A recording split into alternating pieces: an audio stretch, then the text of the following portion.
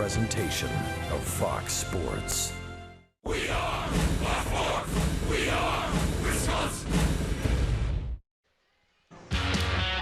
Two of the game's best hitters match up tonight. Established stars on rebuilding teams. Former MVP Ryan Braun and an all-star and a Gold Glove Award winner Paul Goldschmidt.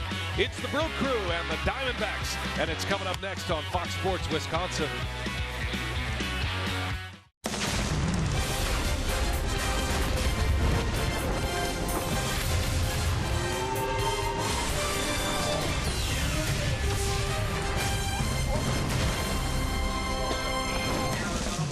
Friday night, the Valley of the Sun. We welcome you from Phoenix, Arizona. Tonight, we've got the Brewers and the Arizona Diamondbacks from Chase Field, downtown Phoenix.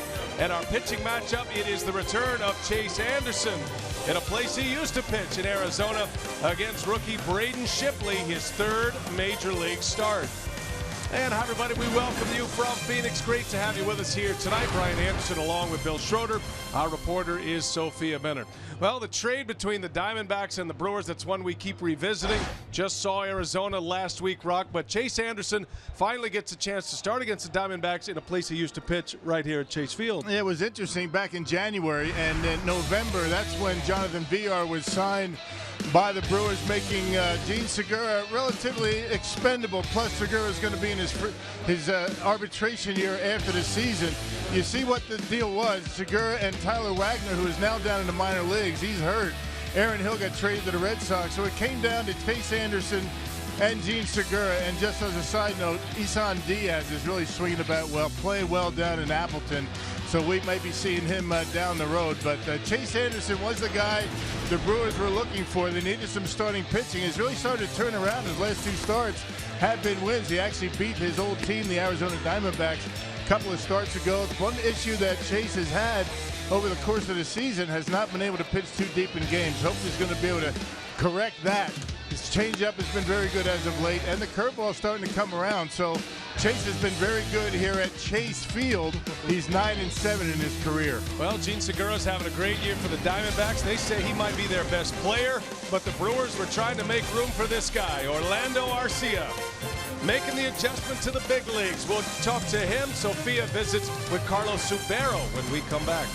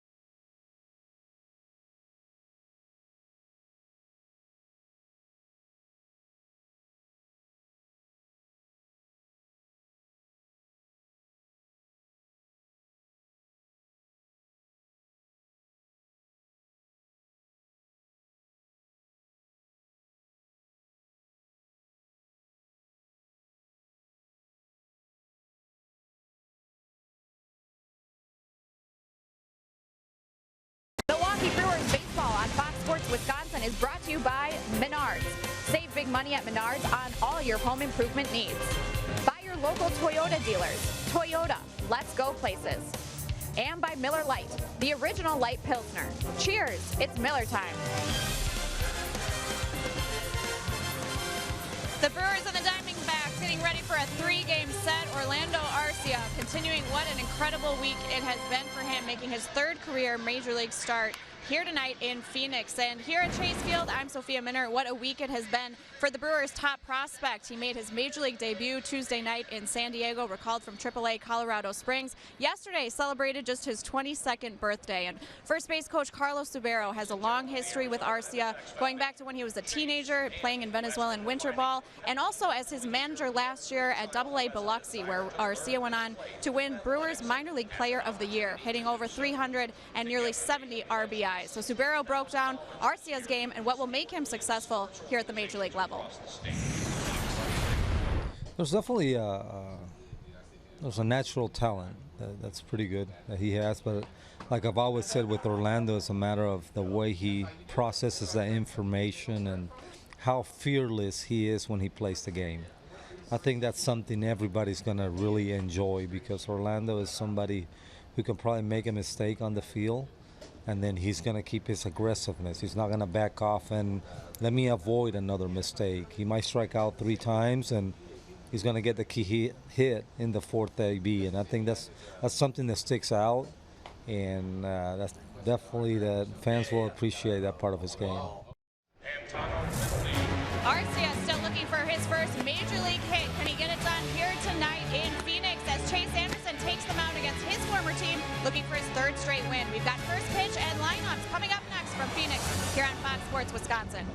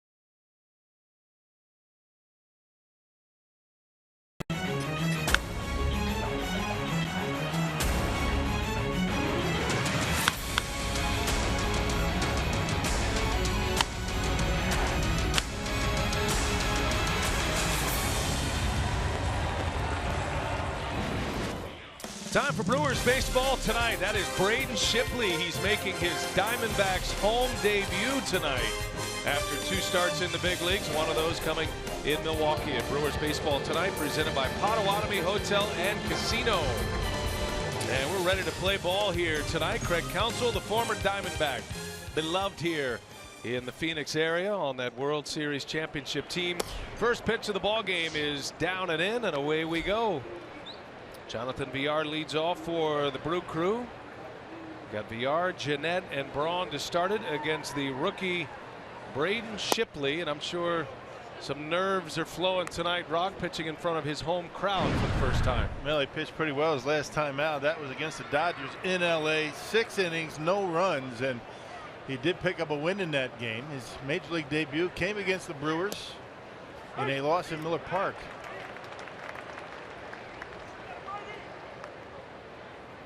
You see VR with extra protection around the jaw.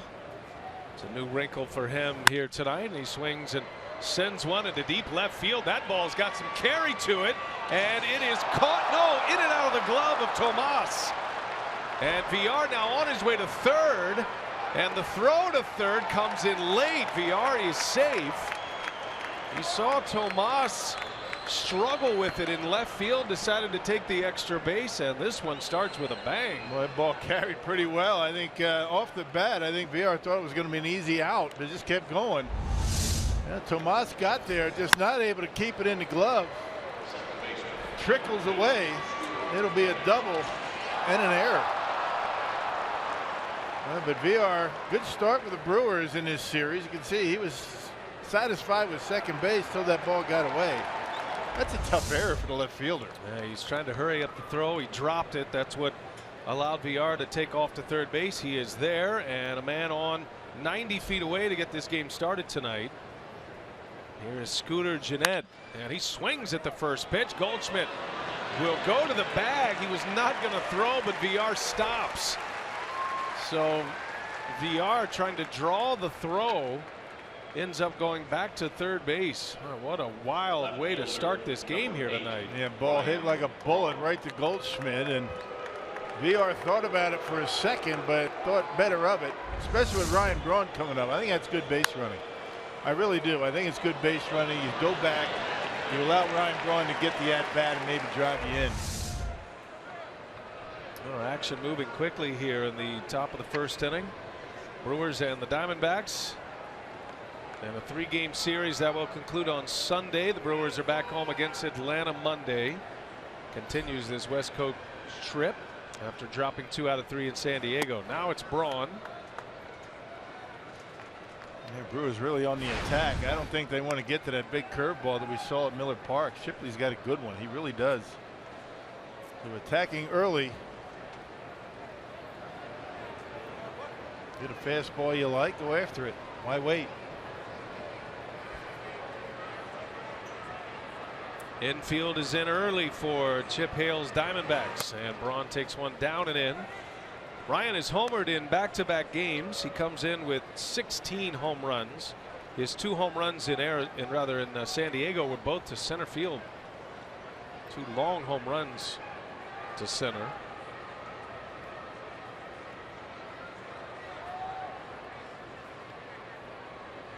Diamondbacks have had a poor season. It's been a down year for him. Grounded to short, coming to the plate, the tag, and out at the plate. And VR is cut down, running on contact. I wonder if Castillo's all right. That was a pretty good collision. The throw took Castillo into the base path. Pretty good contact around home plate. And right at Owings, and he was in, and you can see the contact and knocking the mask right off of Wellington Castillo, but the throw took him into the base path. And Craig Counsell did pause for a moment, but he waves it off, does not want to have the umpires check this one. So Brewers in danger of coming up empty here after a lead double. And VR moving to third on the air on that play. Now 2 outs, runner at first and Braun. Here's Hernan Perez. And Shipley's only 8 pitches into this top of the first inning. And Perez swings at the first pitch. Brewers have VR, Gennett, and Braun again at the top. Perez hits cleanup again with Carter in the 5 spot. Neuenhuis batting 6 today, and then Orlando Arcia, the talented rookie shortstop, with Maldonado batting 8th, and then Chase Anderson.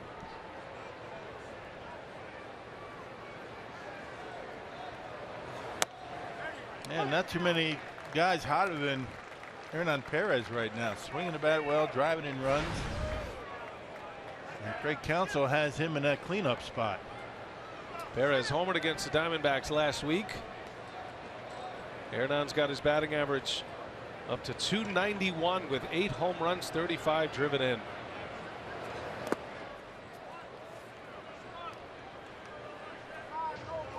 Perez tonight is again starting in right field. We'll see a lot of him in the outfield, Craig Counsell says, for the remainder of the year, now that VR has moved over to third base, now that Arcia has arrived. And Perez is making his 16th start in right tonight. Made his first career start in the outfield on June 12th.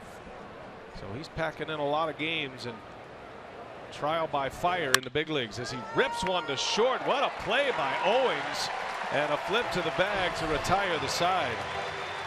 So the Brewers come up empty at the first despite a runner at third and nobody out.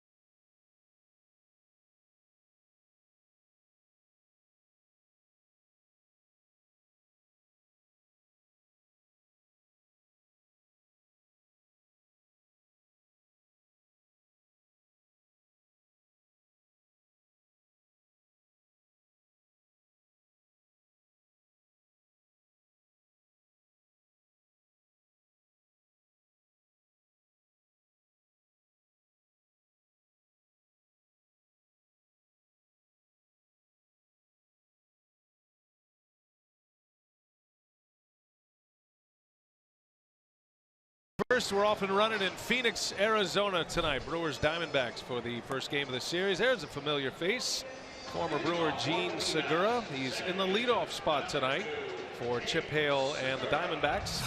It'll be Segura, Bourne, and Goldschmidt at the top. In the middle, Jake Lamb, Yasmani Tomas, and David Peralta.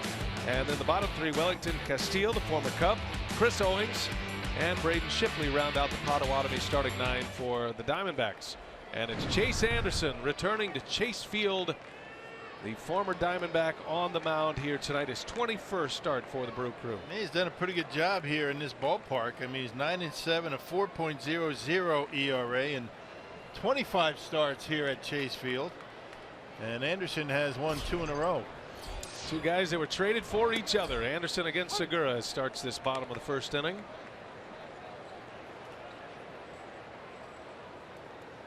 Gene Segura playing second base tonight with Owings at short. He's been playing a lot of shortstop. Playing a lot more second this year for the Diamondbacks once the trade was made. And he's been great for him. Segura comes in batting .310. Has 9 home runs, 42 driven in. He's just outside the top 10 in the National League in batting average. And I'm sure there's a little extra incentive with a team that once traded him, and he's got a couple of those now. Segura, originally a member of the Angels, traded to the Brewers in the Zach Greinke deal, and now he's Greinke's teammate here with the Arizona Diamondbacks. And down he goes. Chases one, a strikeout. His good buddy Maldonado will stare him down and finally make the throw to secure the strikeout. Maldonado kills you, doesn't he? Instead of going up and tagging him, which is what Segura was anticipating, he just kind of stood there. They both looked at each other. Says, I'm not going anywhere. You got to come get me. That's good. It's good stuff. Yeah, there's a lot of handshakes, a lot of welcomes from the Brewers and Segura. They saw each other last week during that series at Miller Park. That was a 4-game series, and the Brewers won 3 out of 4 in that set. And the crowd at Miller Park gave Gene a pretty good ovation when he came to the plate. Why not? Had some good times in Milwaukee. Michael Bourne batting second for the Diamondbacks, playing center field. And that one in the air, deep right center, but that's going to hang up. And Perez makes a play for out number 2. Well, let's check out the Menards Brewers defense tonight. You got Braun, Nieuwenhuis, and Perez in the outfield.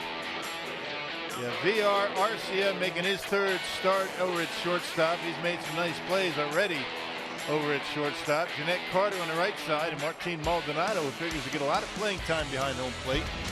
He'll be hanging the signs for Chase Anderson tonight.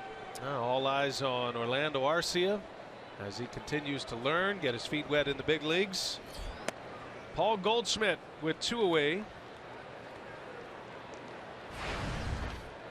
Goldschmidt at 296 coming into play with 17 home runs, putting together another good season, but not a Goldschmidt type season. You could say because of the expectations that he's established for himself, it's a bit of a down year. But he's still producing well. He's always hit well against Milwaukee. I saw those numbers in the series at Miller Park, near 500. And Goldschmidt made the All-Star team this season. He's been a Gold Glove Award winner twice. 4-time All-Star now is Paul Goldschmidt. And he has twice finished second in the MVP running in the National League. Many thought he should have been the MVP a couple of years ago. And not just with the bat. I mean, he's outstanding defensively over at first base. Saves his team a lot of errors. 2 balls and a strike. Goldschmidt takes a ball. You just look at some of the numbers for the Diamondbacks here. As a team, they are really scuffling since late June. In their last 32 games, Rock, they've won 7. Goldschmidt sends one in the air to right, slicing. Perez will watch it bounce. Foul ball. Now you go back to games concluding June 24. The Diamondbacks were 4 games under 500. They were 36-40. They looked like they had settled their season back after a very bad start. They were a half a game ahead of the Rockies for the 3rd spot in the NL West. Since then, Chip Hale's team is 7-25, the worst record in the majors. Rockies have actually played very well since that time. And Colorado now sitting at 500, by the way. If you're checking the NL West standings lately, they're just 3 out of the wild card at this point. Yeah, right. I mean, they're swinging the bats pretty well, but the problems for the Diamondbacks are pretty easy to figure out. They've had a lot of key injuries, and their starting rotation has been decimated, and they haven't done all that well. Goldschmidt on the ground to Arcia.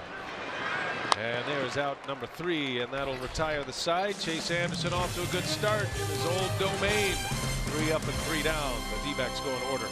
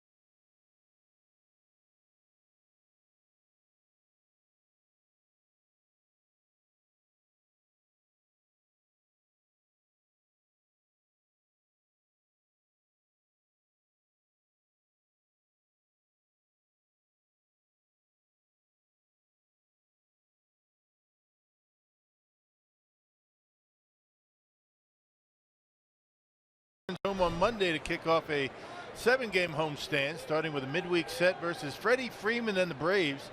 Check out all the week's promotions and reserve your spot at Brewers.com. Here's Chris Carter to lead off, and on the first pitch, a high fly ball to deep center. And Bourne's got it for out number 1. And the theme continues for the Brew Crew, swinging early in the count against Shipley. And it's all because of that curveball. I mean, it's a very good 6-12 rotation curveball. Going straight down, very effective against the Brewers back at Miller Park. 24-year-old Braden Shipley, promoted from AAA Reno, which is a very tough place to pitch. Hitter-friendly ballpark down there. Especially when you're trying to throw that big curve. Yeah, not easy. Kind of found, and you mentioned this a little bit last inning, but he kind of found a ball and play kind of pitch that helps him get through games quicker. The sinking fastball that he didn't really know he had to this extent, that he could get this kind of quality outs, quick outs in the major leagues. But you combine the curveball with the sinker. Normally when you see a guy with a good curveball, he's the guy that has the riding fastball, but Shipley's been able to combine a sinker with a curveball. Normally you see sinker slider combinations, and he has a slider, but that curveball, that's the pitch. Provides him as a change of pace. That's it right there. And he's not a guy that really worries too much about strikeouts. He'd much rather get outs early in the count, maybe first, second pitch, which he's been able to do already tonight with that 2-seamer. 2 starts on the road, one against the Brewers in Milwaukee last week, and then his second start against the Dodgers. He pitched well against Los Angeles in that one. And now the discussion around here is when Zach Greinke returns. Greinke's been out for nearly 6 weeks with an oblique injury. When he returns, and they're talking about next week, he's going to come back against the Mets. What do they do with Shipley? Does he go back to AAA, or does he stay here in the big leagues? As he walks Kurt Neuenhuis, and the first walk allowed by the rookie.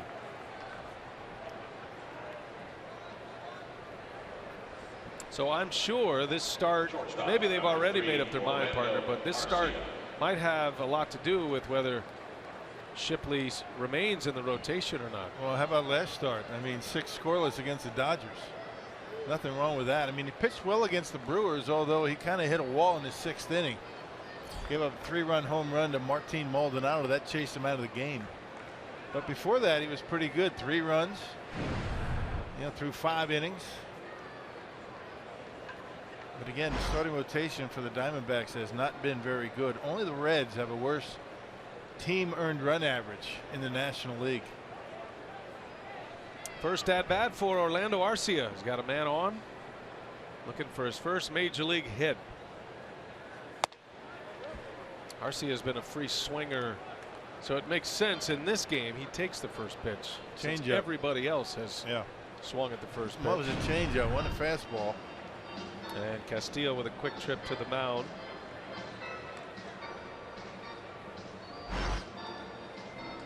Arcia just turned 22 yesterday. Brewers observed a team off day in recognition of his birthday yesterday, which is great for all of us. Good day for it. So thank you, Orlando. About 100 degrees. And you can't even say it was a dry heat. There was a lot of humidity in the area. Right, yeah. They've had some monsoon showers come through here the last few days. I've seen a monsoon and I've seen a haboob.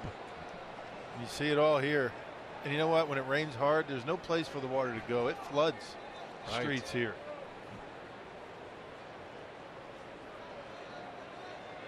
Well, probably a good reset for Arcia. Got his first major league start on Tuesday. Started again on Wednesday on the day game in San Diego. He was double switched out of that game. And so you come up the whirlwind of being in the big leagues, play a couple of games. Nice to get a reset. Now he's back at it. And nice that the Brewers started him out in the major leagues on the road. Less hype. Not as much distractions on the road. He could settle in a little bit. There's a liner to right field, and it's going to be caught by Peralta. Throw to first, not in time. Just back is Neuenhuis.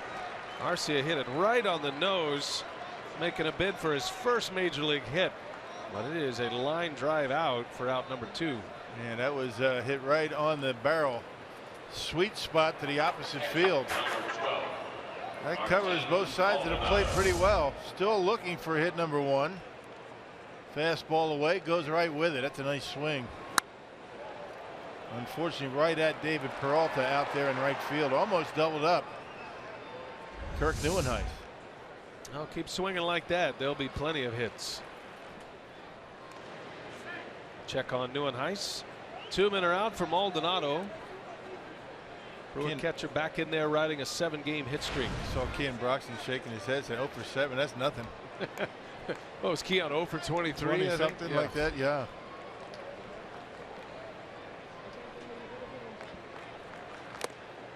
Maldonado aggressive, chases one upstairs. Keon's swinging it much better. And I think after the trade deadline, when the Brewers traded Lucroy and Jeffress and Will Smith, I think the players that remain settled in a little bit of a deep breath, knowing that, all right, made it through the trade deadline, I'm still a Brewer. And it seems to have an effect on the ball club, and I thought it was a great move by David Stearns, the general manager, to pull Arce up to the big leagues. All these players know him, saw him in spring training, they know his talent, and it did give the clubhouse a little bit of a lift to get an impact shortstop to the big leagues like Arce. Yeah, after Monday, when you trade away your all-star catcher and a couple of big relievers, it kind of took a little air out of the balloon in that Brewers clubhouse. And remember, they came off a pretty good homestand, 7-3. Neuenhuis takes off, and he will make it with ease. Got a great jump and a stolen base for Neuenhuis. The Brewers continue to lead baseball in steals as a team. He had about 3-4 steps before Shipley even threw. That's an easy stolen base. It's number 8 for Neuenhuis, and that is 109 for the Brewers this year. They're running away with that stolen base crown from a team perspective. Scoring chance here again. Maldonado with a runner at second and 2 outs. Got the pitcher due up next. Maldonado knocked a curveball out of the ballpark off of Shipley back in Miller Park. First pitch curveball at that. A 3-run homer. You got a base open at first, and the pitcher coming up. See how aggressive Shipley wants to be. And he misses a changeup. And Maldonado is on first and second with 2 gone, and the pitcher Anderson coming to bat. Pitcher number 57. Now Segura having a pretty good time of it defensively. Committed only 4 errors so far this year. As you take a look at the Menards defense, Jake Lamb 17 errors over there at third base, and when you commit that many errors in the infield, you better have a big bat, and he does. Now Lamb with 23 home runs leads the Diamondbacks, but he's got some throwing problems over at third base. 2 outs. Here's the pitcher Anderson now with 2 on, trying to cash one in for himself.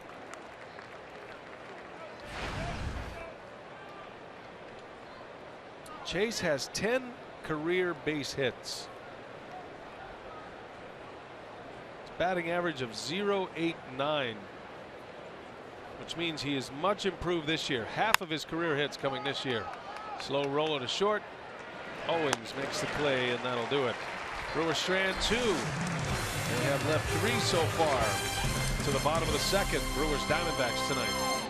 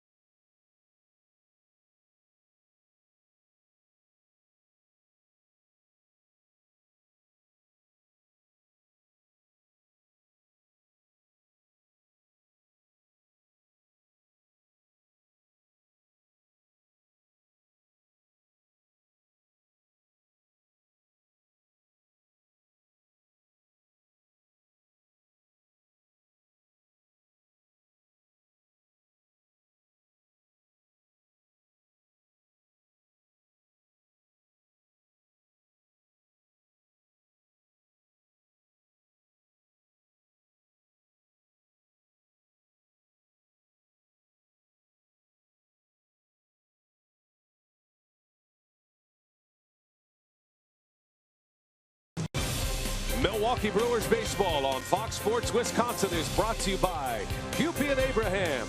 1-800-800-5678. Hupy and Abraham. Tell them you mean business.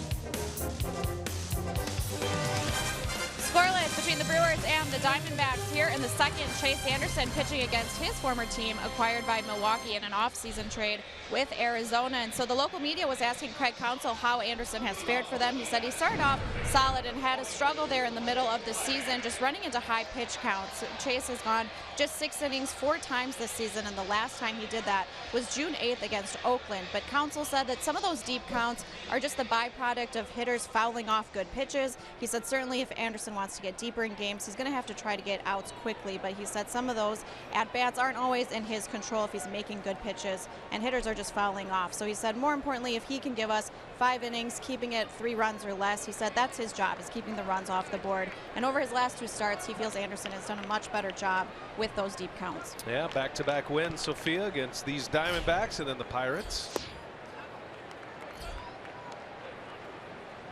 Diamondbacks have Jake Lamb leading off. 3 up, 3 down first inning for Chase Anderson with a strikeout.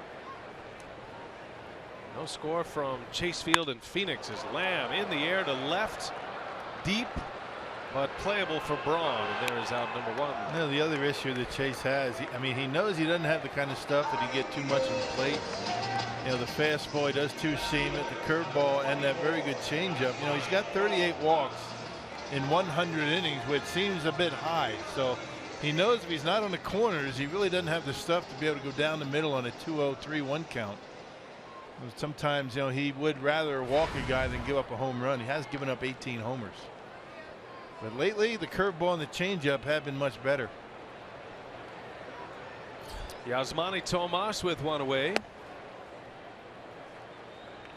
Big power hitter, outfielder. Some talk about him playing a little third, maybe first. Wasn't going to happen at first, except sparingly here with Goldschmidt playing a Gold Glove first base.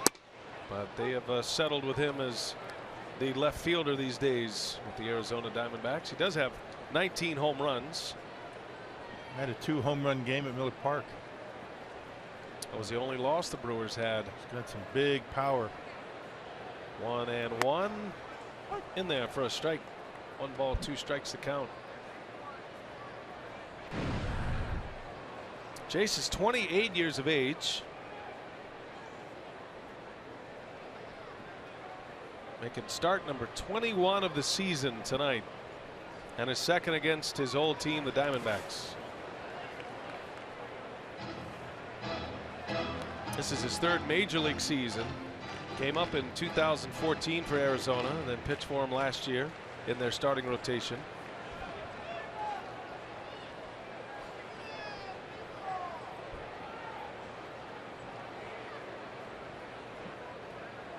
Two and 2 the count.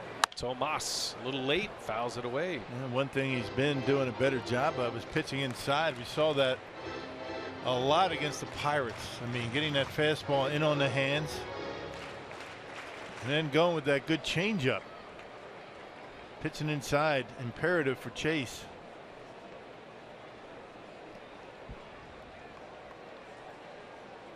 Two and 2 on Tomas. Anderson deals low and away. Didn't miss by much.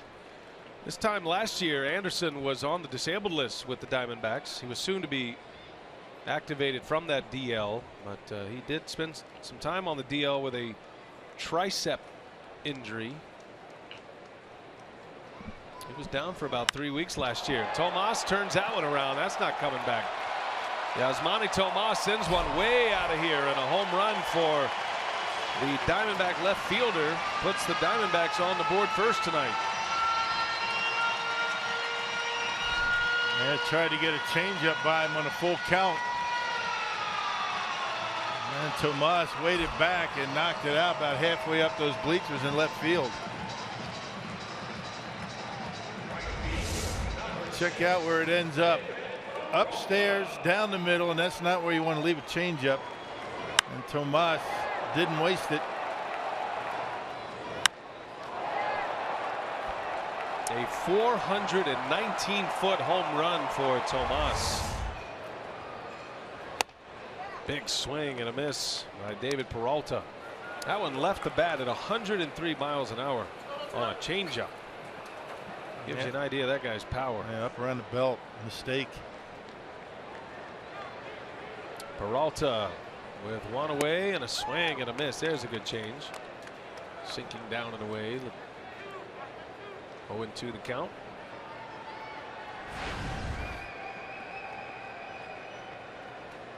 Been a tough hitter against the Brewers in his career. Had high expectations for Peralta. It's been a down year for him, though. Been on a disabled list quite a bit. Only his 48th game this year. Just recently came back. Lower back injury. And down he goes. Chase surprised him with a fastball. Second strikeout for Anderson. 2 gone in the inning. Number 7. You had him looking at changeup because that one's center cut down the middle.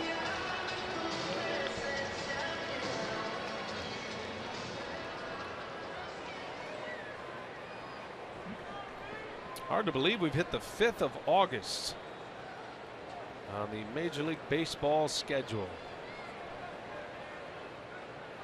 Former Cub Wellington Castillo at the plate. The Brewers are looking forward to returning back to Miller Park. Got a series coming up with the Atlanta Braves. Getting a look at all these teams here recently with the Reds, the Padres, the Diamondbacks, Braves coming up. Teams that are rebuilding right now. Brewers will have the Braves and the Reds on the next homestand. That'll be 4 games with Atlanta, by the way, and then 3 with Cincinnati, and then another road trip, Chicago, Seattle. Brewers will play at Wrigley, and then they'll go to Safeco Field in Seattle for a series in interleague play. A couple of more interleague matchups for the Brewers. They go out to Texas to play the Rangers at the end of the season.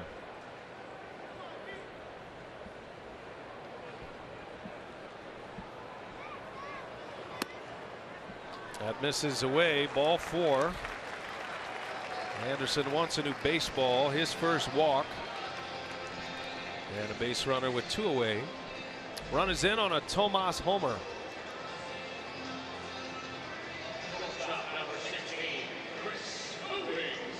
There's Chris Owings now, the Diamondbacks shortstop.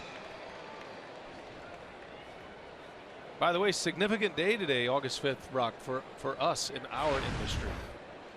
You know how we say we set broadcasting back 95 years? Right, we do. 95 years ago, the very first Major League game was broadcast. 1921. KDKA in Pittsburgh. That was a Pirates game against the Phillies at Forbes Field. First play-by-play guy was a guy by the name of Harold Arlen. And it was more like, I understand, a public address announcer. It wasn't giving, you know, the Vin Scully treatment in 1921. Wasn't giving any background information on players. There was no baseball reference back then. But it's a significant moment for our industry. Did they have promos? Did they read promos? You know, that's a great question. It's a great question. I feel like that might have come up. Incredible technology. Think about it, 1921. Right. To be sitting at a game somewhere, and you could be near a radio somewhere else listening to that game. It was groundbreaking. Right. Baseball was the first sport to do it. And then all the owners came together and said, wait a minute, we can't have people telling people who aren't in the ballpark what's happening in these games. We'll never sell any tickets. Right, no kidding. You got to come to the ballpark to see what's happening. Yeah. If we just give away the product. Well, it hasn't been all that long when, you know, our TV game, when I started out, we did like 8 home games.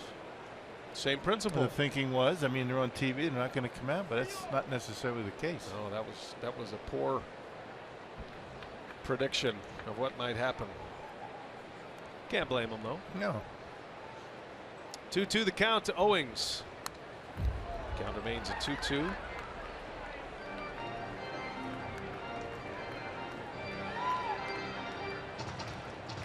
Then they had the ticker tape rebroadcast, right? Right. Yeah, the recreations. Recreations, right. and you know, the sound effects. That's when baseball play-by-play really got fancy. When they went into recreation mode, you had to hit drumsticks together, crack of the bat. Had to fill all that time between getting the information on the ticker, what happened next. There's a pop-up into shallow right. Long run in for Perez. He's got it, and that will retire the side. Yosmani Tomas with a home run gives the Diamondbacks a 1-0 lead after 2.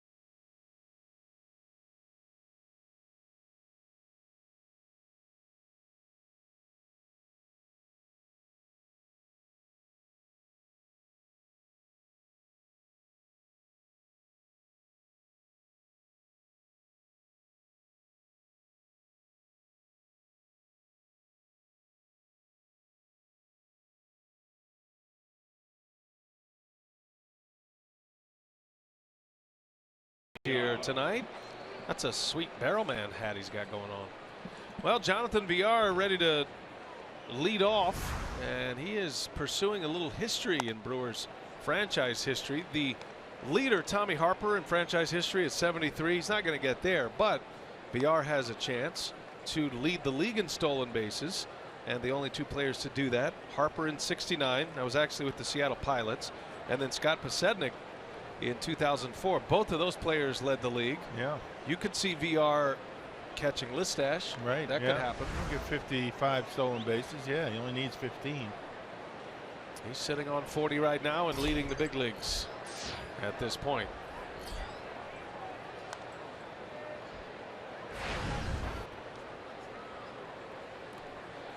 Well, VR with a double in his first at bat. He went to third on a misplay on that same batted ball and ended up not scoring. The Brewers had a runner at third and nobody out and could not get him in.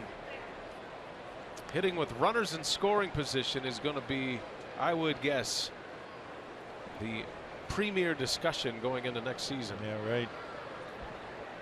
I mean, it's not just the Brewers either. I mean, you see a lot of teams struggling in that department. You know, when you have young, inexperienced guys in the major leagues, I think sometimes when you get at bats with runners in scoring position, you have a tendency to press a little bit, particularly when the guy in front of you hasn't driven in a run. Rocky, look at the last 5 games for the Brewers. With runners in scoring position, they are 3 for 35 and 9 strikeouts in those 35 at-bats. 0 for 3 tonight. And those numbers keep stacking up. The Brewers are a team that gets on a lot. They see a lot of pitches per plate appearance, and those are good signs. But the strikeouts, especially with runners in scoring position, something that the Brewers are going to have to pay attention to as we get to next season. Yeah, just kind of relax up there at the plate. Don't press. Easier said than done, especially when you have a lot of young players on your team and getting those key at bats. Of course, it's not just the young guys that have had a tough time in those situations. 3-2 pitch. VR takes ball 4, so he's on for the second time. And the league's leading stolen base threat is aboard with a leadoff walk, the 3rd walk of the game for Shipley. Here's Scooter Gennett. Wellington Castillo not too bad at throwing out base running. He's about a 33% thrower, which isn't too bad. Question is, what kind of pitch is VR going to choose when he takes off? I mean, is it going to be a curveball? If he does that, pretty good chance he's going to make it.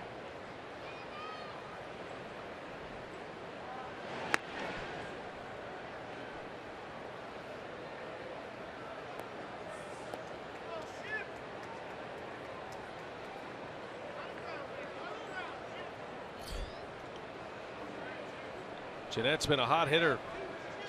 Had a hitting streak snapped on this road trip at 11 games. Went hitless on Tuesday and then came right back in 2 hits on Wednesday in the day game in San Diego. Just keeps hitting. Boy, his turnaround has been impressive, and maybe it has a lot to do with his injury. Had an oblique injury that set him down for nearly 3 weeks. Might have rushed it back too soon. He didn't look like himself for a while. Certainly lost a little bit of what he had early in the season at the plate. And he battled through that. But his numbers really show up well since June. Well, and he earned everyday playing time. It wasn't like Craig Counsell said, you're going to be playing every day, even against lefties. The fact that he started getting at bats and was productive and was able to be, get on base against lefties is why Craig Counsell elected or decided to keep him out there every day. So that was playing time earned by Scooter, not just handed to him. Gennett, prior to the season, was a 124 hitter against left-handed pitching. This year he's hitting 294 against lefties. There goes VR. Gennett swings and fouls it away. Yeah, he got the curveball. He had a huge jump. Boy, Shipley has been giving up a couple of big jumps. New and ice. Now VR. He had that one stolen.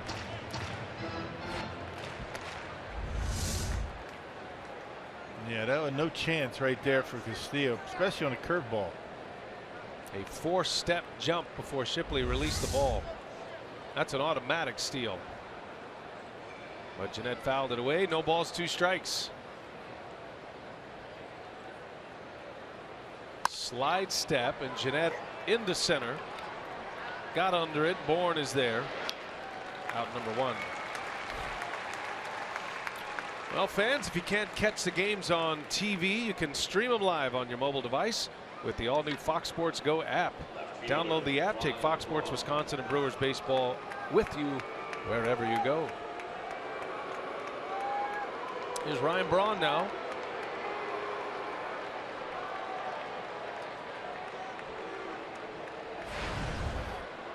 Braun's batting average to start play today up to .322. That was good enough for 3rd best in the National League entering play today. Daniel Murphy looks like he's going to win a batting title. He has not slowed down for the Nationals. He's hitting .358.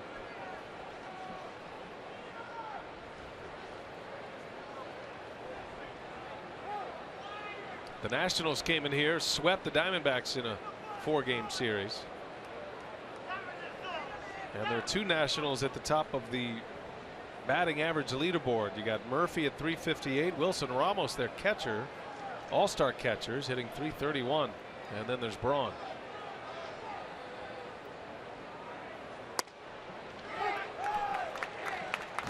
Wednesday, San Diego day game. Powerball home run number 16 for Ryan Braun, and back-to-back days with home runs to center field. Yep, Edwin Jackson fastball knocked it out of there to center field. You think he likes hitting in that ballpark? I mean, he just rakes at Petco Park. Hit his first major league homer at that ballpark. Had a 3-home-run game there.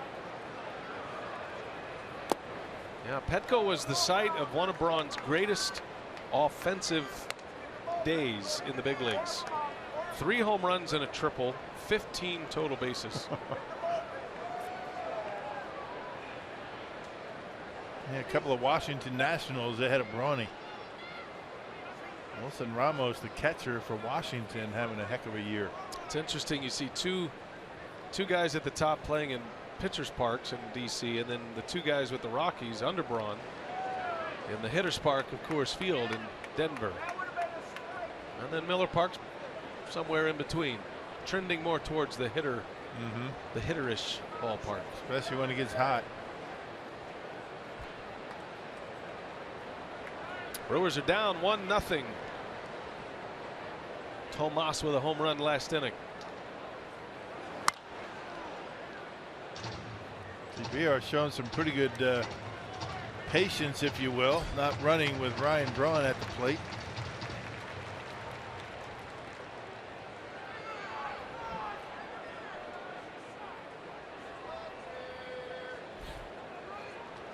I don't know if it's patience or restraint. You know he wants to go. There's a green light and then there's a red light. Maybe he's got the red light here.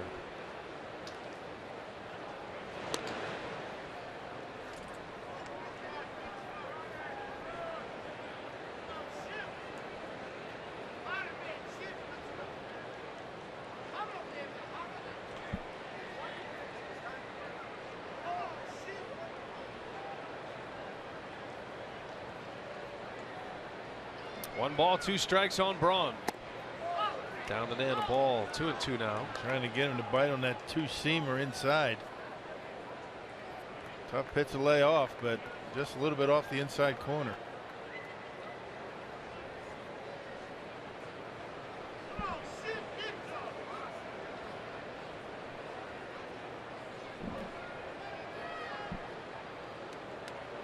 Shipley with a runner at first, 2-2 in the dirt. Good block back there by Castillo. And not only a good block, you see how quickly he got back on his feet, knowing that VR might just take off. Anything in the dirt, you anticipate a good base stealer to take off.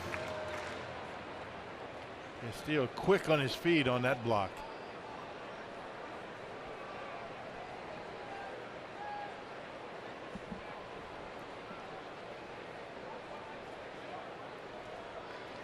VR started this inning with a walk.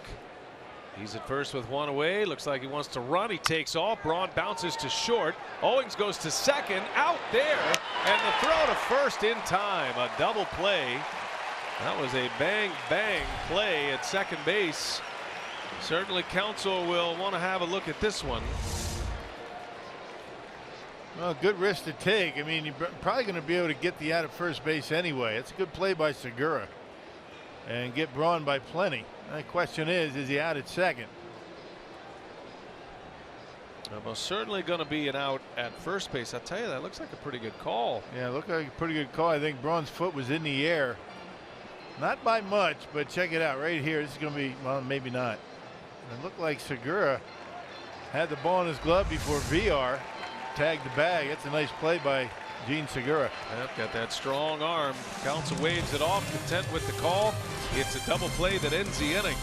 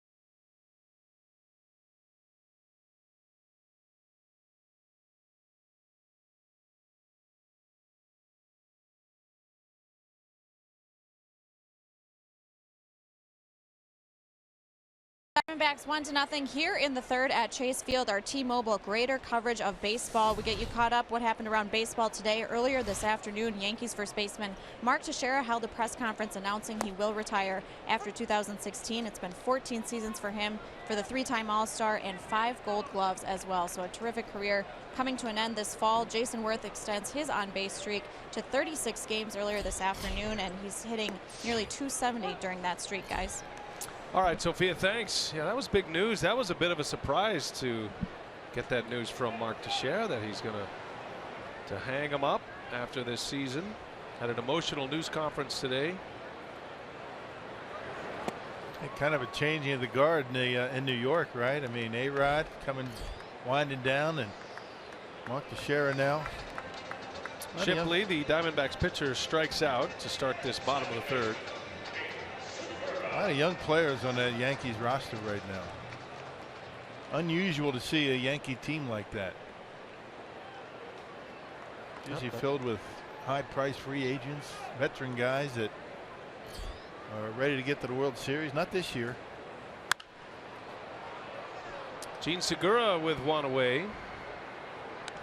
Well, Teixeira will have his place among the greatest switch hitters of all time. He hit career home run number 400 in early July, and that put him in that group of some of the best power hitting switch hitters. Mickey Mantle is the all-time home run leader for switch hitters. Then Eddie Murray. Mantle had 536. Murray had 504 homers. And then Chipper Jones. Beltran's still active, playing for the Rangers. He's 4th on that home run list. And then there is Teixeira. And that's a pretty, your top 5 all-time switch hitters for home runs, and you've crossed over that 400 threshold. You've had a great career. And a tremendous first baseman. I mean, he could pick it. And one of the best of all time.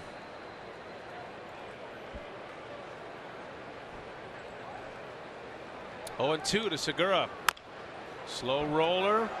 And Chase will let it roll. That's a wise move. That's going to go foul. Have no chance to throw out Gene Segura. Count remains at no balls and 2 strikes. Yep, hugging that grass. Once it rolled off the grass, you knew it was going to end up in foul territory.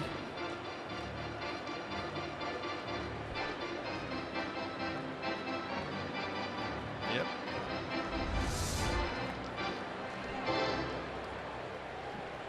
Chase Anderson has thrown 11 straight strikes.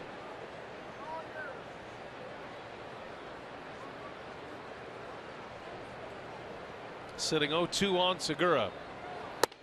And there's a ball. Breaks the string. What are you looking at me for? That was a waste pitch. That wasn't your fault. That was on purpose. He threw it right where he wanted to. That's what a waste pitch is, yeah. And that one was too. And now he's thrown 13 pitches exactly where he's wanted to throw. There you go.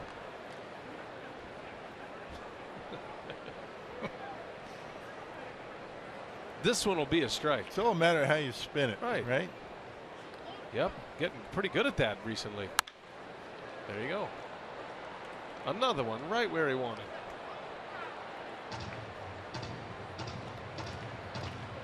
He's had good success here in his ballpark. I mean, a 4.00 earned run average. Not too bad in 25 starts in this ballpark. This is normally a tough place to pitch. Ball carries well. 8th pitch of the at-bat coming. Segura takes one right down the middle. A fastball got him. Back-to-back strikeouts for Chase Anderson, and the second time he has struck out Segura. 4 punch-outs for Chase, 2 outs in the third. Probably looking with that curveball that Segura swung and missed his first time up, figuring that was coming, but Anderson threw the fastball down the middle. Because it wasn't a very good hitter's ballpark when you had Schilling and Randy Johnson pitching here. Yeah, that's true. That had a lot to do with who's standing on the mound, right? Yeah. Skewing the numbers. Yep. Legendary time here in Arizona with the Diamondbacks. Craig Counsell was on that team Schilling and Randy Johnson. There's a liner deep right. On the run, Perez, and he can't make the play. It bounces out. A ground rule double for Michael Bourne. Perez plays very deep. He didn't have to go back for it. He went across for it. And it comes up a little short. Yeah, pretty good bolt by Michael Bourne, not known for his power. That fastball, not exactly where he wanted it. He wanted it away. It ended up inside, and Michael Bourne one hops it out of here. So a 2-out double, and now Goldschmidt coming up. Didn't miss it by much, but enough. So Goldschmidt will bat with a runner at second. And I'm sure Anderson will be very careful with him with that base open at first. And you got Goldschmidt, and then you got the home run leader for the Diamondbacks on deck.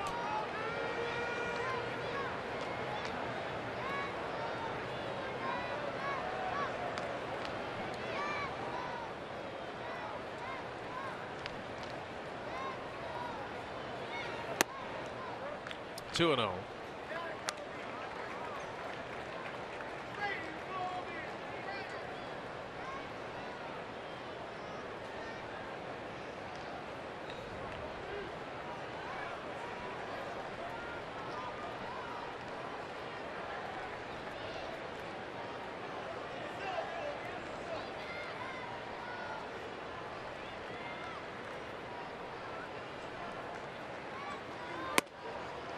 That one's in there. 2 balls and a strike on Goldschmidt.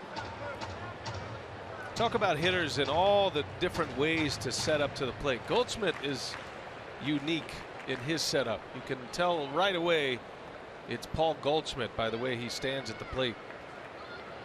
That bat hangs low behind his back. That's the way it starts, but it doesn't end up there when he's getting ready to swing. Ground ball. Arcia's got it. Long throw. He's got a great arm. Makes it look easy. And the side is retired. Anderson with a couple of strikeouts. We head to the 4th inning. The Brewers are coming up down a run.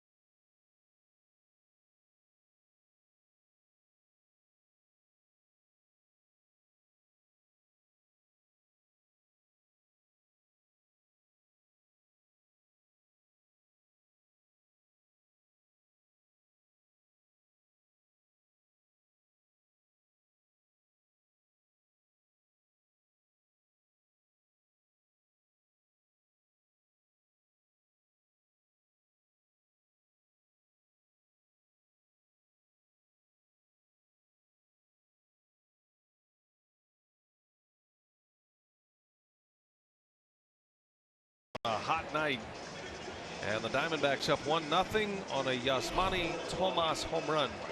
Carsoup.com trivia tonight, Rock. Which former teammate also allowed Craig Counsell's first career major league hit? Wait, which former teammate allowed Craig Counsell's first career major league hit? You got that? I got it now. Faced him, and then they were teammates. Gave up the hit first as a member of the opposition. Right. Then they became teammates, and then they became former teammates. I get it. Future teammates, former teammates. Right. And he got his first hit when he was a future teammate of this particular person. Yeah, I got it. Okay.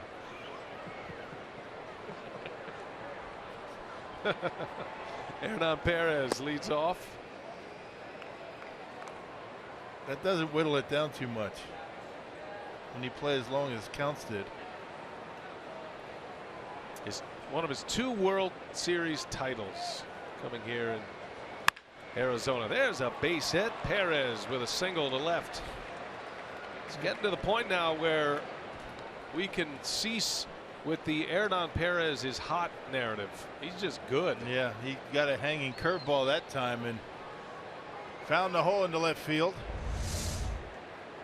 First baseman Chris Carter. Those are the ones you want to wait for. I mean, he doesn't hang too many, but when he does, you got to take advantage. And Perez gets a base hit. He's got a good swing going right now. Man on to start it. Brewers have had their leadoff batter reach base in 3 of the 4 innings against Shipley. Nothing on the board yet.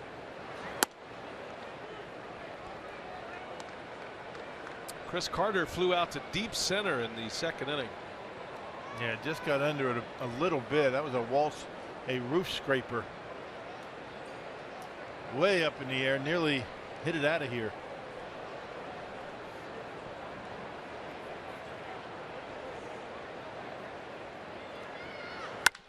In the air, deep right center. That's got a chance. Back there is Peralta, and he's right at the wall, and he'll make the catch for the out. And another narrow miss for Chris Carter. Yeah, just a little bit underneath of it, and he barreled it up, got the sweet spot. Center fielder Kirk Lewis. Check it out. You know, fastball down the middle. Carter, not a guy that really is going to pull the ball too much. I think he knew right away he didn't get all of it. He got it back in his stance a little bit and didn't carry out.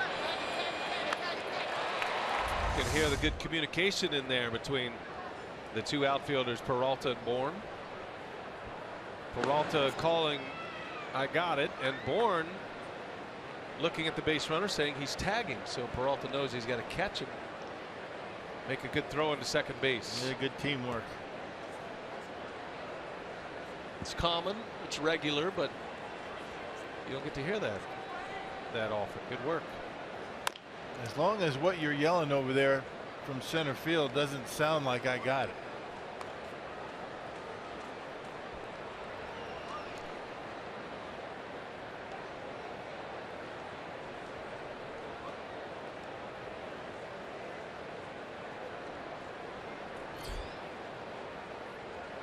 Neuenhuis.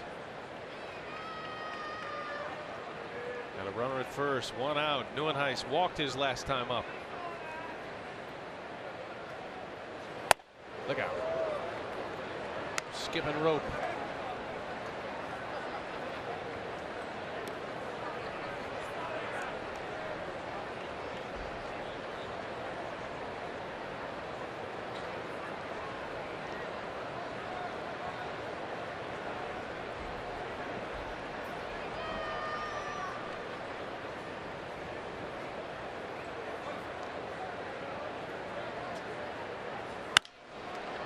The air, slicing.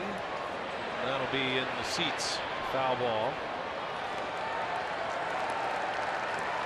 And a count ball and 2 strikes.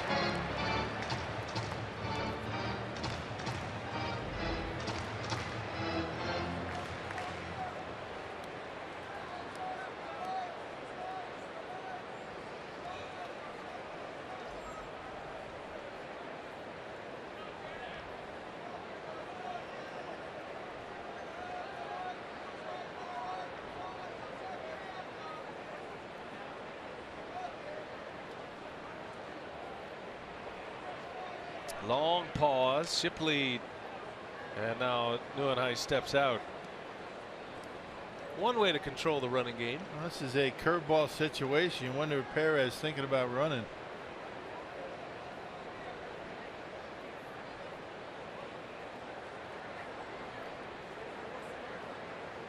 There he goes, and a swing and a foul. Got the curveball and he was taken off. Sometimes you just kind of read the count and figure, maybe he's going to throw a curveball here. And with Perez, he's got good speed. He took off. Perez is among league leaders in stolen bases. He is currently 7th in the National League. He's got 19 bags. Segura of the Diamondbacks has 18. He's one behind Hernan. All chasing VR with 40. Neuenhuis has a stolen base tonight. Hanging tough at a 1-2 count. And that one's in the dirt. Gets by Castillo. And Perez rounds second. Will hold there. So he does make it into scoring position. It'll be a wild pitch. He wasn't running on the pitch. So ball scooting by. Look at another curveball. He started and stopped. And not exactly the way you want to go after or try and block a curveball. He was thinking about the stolen base.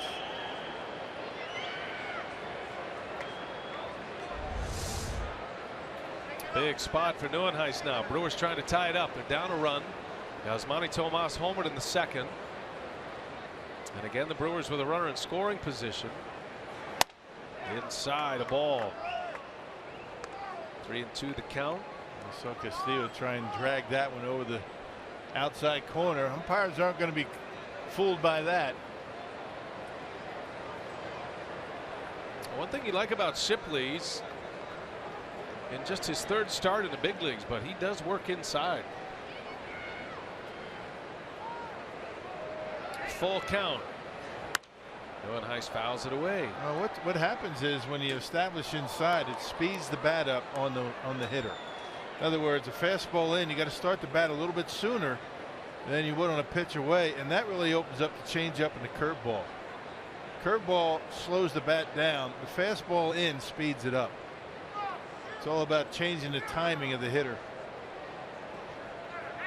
Pitch number 8 coming against Neuenhuis.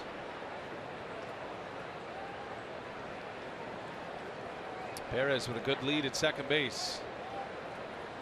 And Neuenhuis on the ground. Goldschmidt, the Gold Glover, makes the play and gets the out. Excellent play by Paul Goldschmidt on a tough top spin hop. Second out of the inning. Yeah, he saves you a lot of errors and he saves you some runs. That's a tough play. A little top spin. Shortstop. Picking up speed on that bounce. Yeah, Goldschmidt has committed 4 errors this year. That's pretty good. And that doesn't include or even account for all the errors he saved as infield. Couple of Gold Gloves. He's a base stealer as well. He's got 14. Here's Arcia. Still looking for that first hit. If he gets one here, he'll drive in his first run. Hit the ball sharply his last time up. Had a line out to right.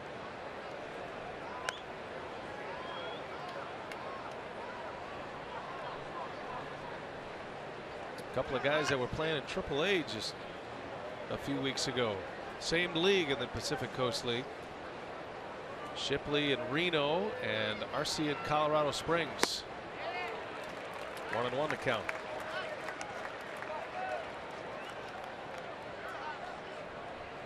Sophia had a chance to talk to Carlos Subero today, the Brewers first base coach, who knows Arcia well. His countryman. He's coached him for a long time. Managed him last year in AA. And one thing that he said that you like about Arcia is that he never gets down. He's a guy that believes in his abilities. He said he may strike out 3 times in a row, but he'll come up with the big hit in his 4th at bat. And he has this air about him. He's got the star power that the Brewers love. 1-2 the count. In the dirt. Good take. Seems always under control, and yeah, for a guy as young as he is, even down in the minor league, he was a leader. I mean, guys would look at him and try and follow what he was doing. He's one of those guys that doesn't ever seem to panic, whether it's in the field or at the plate. 2-2. Arcia to right, a base hit. His first as a big leaguer, and it'll produce a run. The game is tied at 1, and Orlando Arcia on the board with his first major league hit. Well, you love that. I mean, that was a changeup right there from Shipley. Waits back nicely and drives it into right field. So he's hit the ball hard twice tonight, both times to right. And this time driving in the run to tie the game. Jason Schauger, the equipment manager, will handle that baseball. Umpires are coming together here. Not sure what this is about.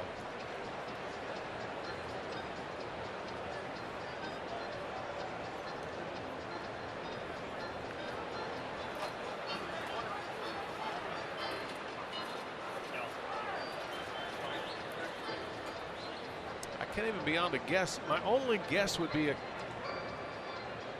potential catcher's interference, or no? Oh, the throw went from the field, went out of play, so they're going to give him 2 bases here. That's what it is. Yeah, after he was already at first base. Well, there you go. Craig Counsell right on top of it. So I'm guessing maybe timeout was not called when Goldschmidt threw that into the dugout. Oh, it's Segura, I beg your pardon. So Segura says, all right, well, it's his first hit, I'll throw the ball out. But time had not been called, so it's 2 bases from the field. Right. He just jumped the gun. He did the right thing, but he did it too soon. Wow. Didn't even realize. I was watching Arcia at first base. Just wanted to see how he handled his first hit. How about that? No good deed goes unpunished, Gene. Wow.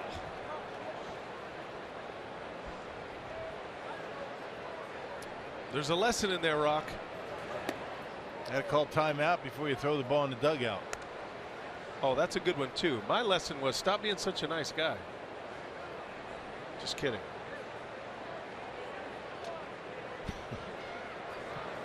They'll give Segura a throwing error. Yeah, that's an error on Segura. You're right.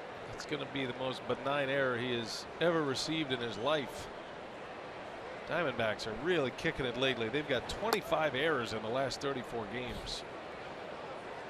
Now check out the way Arcia waits back on his changeup. I mean, this is a changeup from Shipley.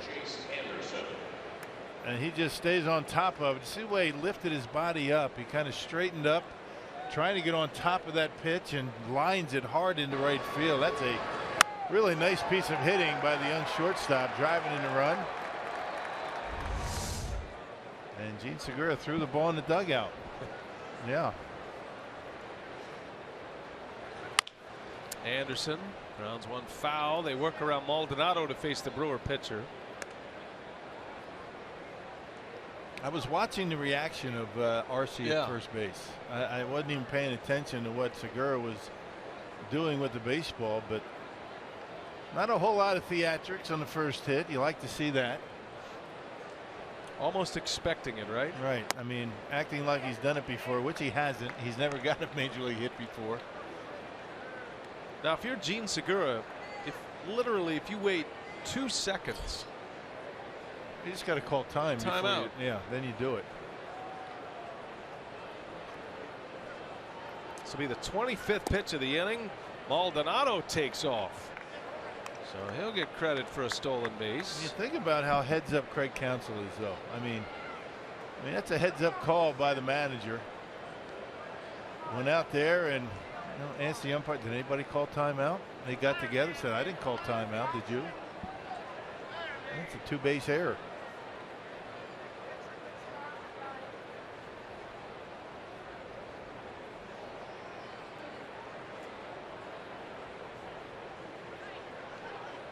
Can't say I've ever seen that before. No. 1-2 to Chase.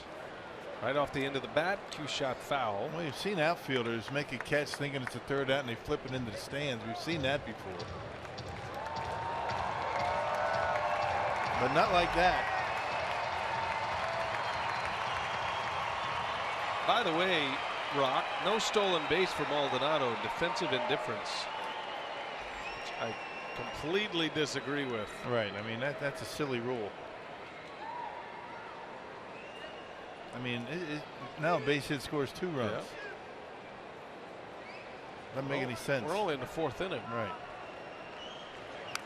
There is risk when you steal a base in that scenario. I'd like him to see him do away with defensive indifference. I agree. You know, defensive indifference, that's one thing, but now there's a man. Say it's a 9-0 game, and the guy takes off. That would be an earned run for a pitcher. It's not indifferent to the pitcher for sure. Right. And the extreme example is if a runner takes off, he's not being held, and he falls down, he's probably going to be out at some point. You put your risk at it. Well, it's a strikeout, doesn't show up. It's a base hit, and it's a moment in Brewers history. The top prospect, Orlando Arcia, in his 3rd big league game with his 1st major league hit. It produces a run and ties this game at 1 in Arizona.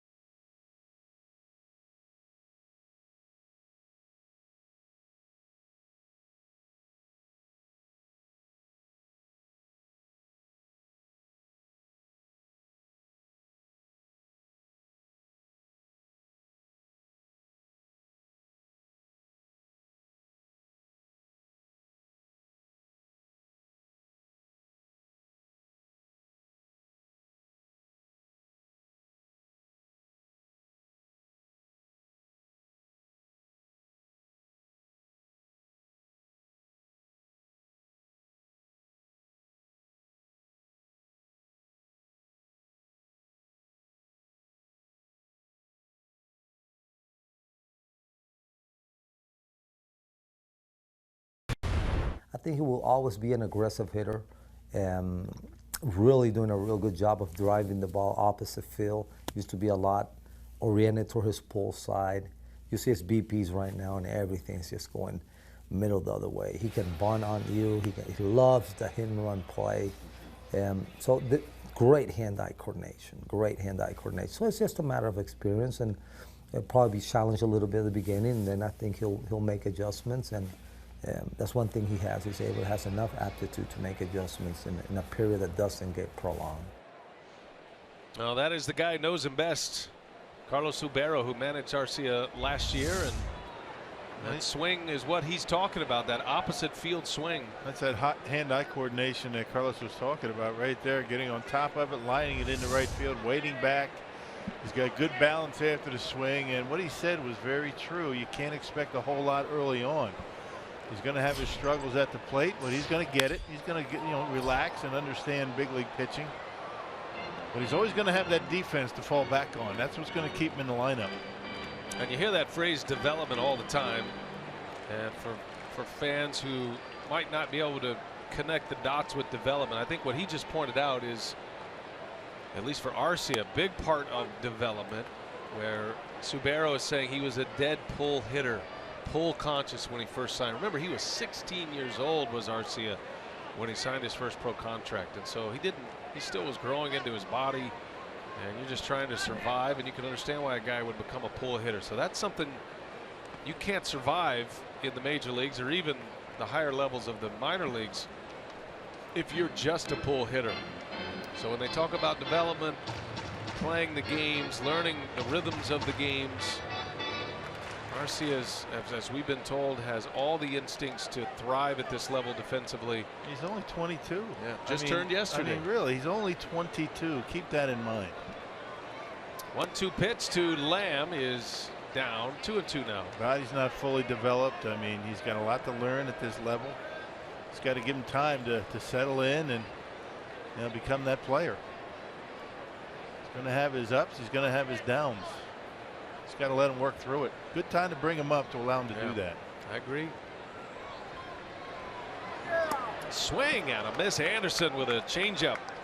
And Lamb strikes out. A wild swing. 5th strikeout for Chase. And one away here in the 4th. Let's check in with Sophia. She's got more on Arcia. Well, that's right. Carlos Subero said no doubt he has that talent to get him here to the big leagues, and he said it's those instincts that will dictate how long he stays here. He said, he just plays fearless. Even if he does make a mistake or have a little slump at the plate, he will continue to be aggressive. He said he has seen it so many times. He may have 3 strikeouts or be hitless, but he'll come up with that clutch hit in his 4th at bat. And he says his teammates feed off of that they want him in those clutch situations. Saw that as a teenager in Venezuela. He said his age was irrelevant when he was playing in winter ball, 19 years old, playing against men much older than him, but he said he played like he belonged, and that's carried over. Tomas in the right field. That's way back there. And Perez reaches up. It's gone. A home run. Hernan got to the wall. Tomas strikes again. Boy, this guy is tearing up Brewer pitching right now. 2nd home run of the day. Gives him 21 for the year. And he puts the Diamondbacks back on top. Yeah, 2nd 2-home run game of the year against Milwaukee. And you can see that's his 6th time this year. Multiple home runs. Fastball up and away. Hit a changeup at his first time up. There's a fastball and takes it to right field. He's hit 4 against the Brewers this season.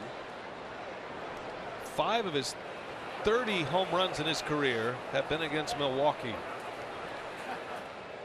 And a 2-home run game tonight. 2-1 Diamondbacks. David Peralta, a strikeout victim in the 2nd inning. Anderson's only given up 3 hits, but 2 of them are home runs by Tomas.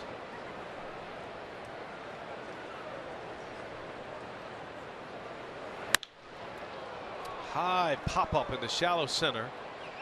Neuenhuis plays deep, long run in. He's got it for out number 2.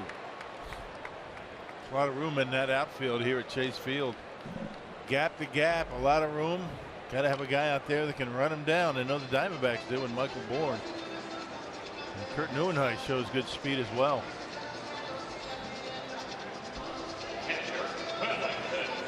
So 2 outs. And it'll be Wellington Castillo.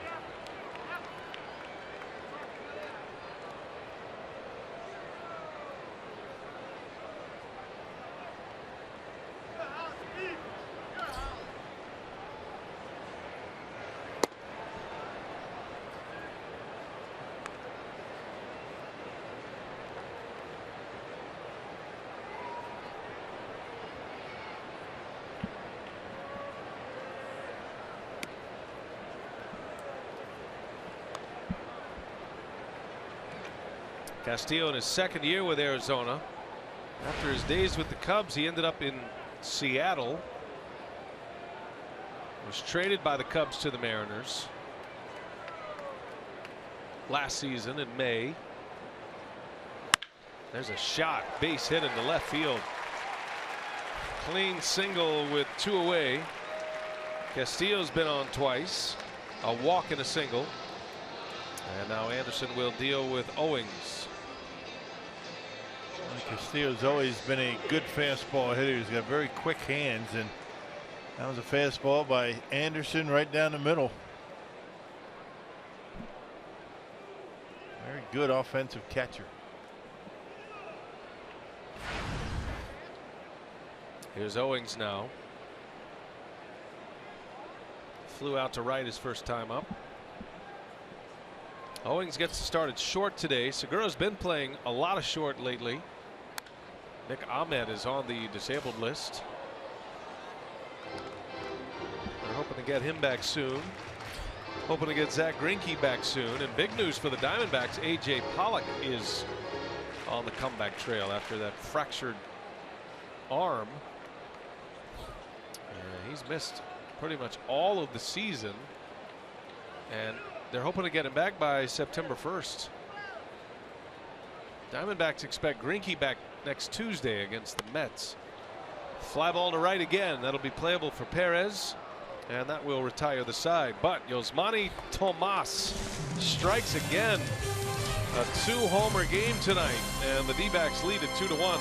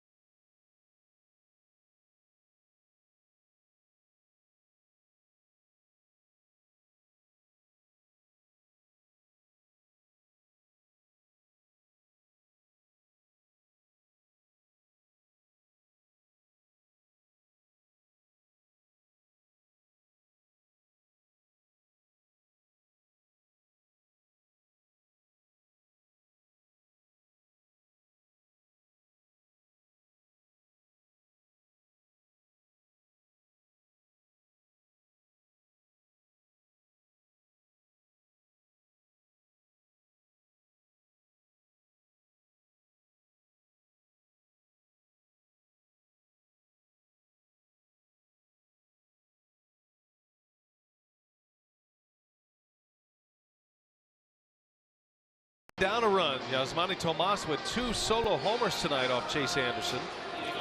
Orlando Arcia with his first big league hit drove in the lone Brewer run last inning. And here we go to the 5th. Brewers have left 5 on through the first 4 innings. It'll be VR, Jeanette, and Braun, first 3 up.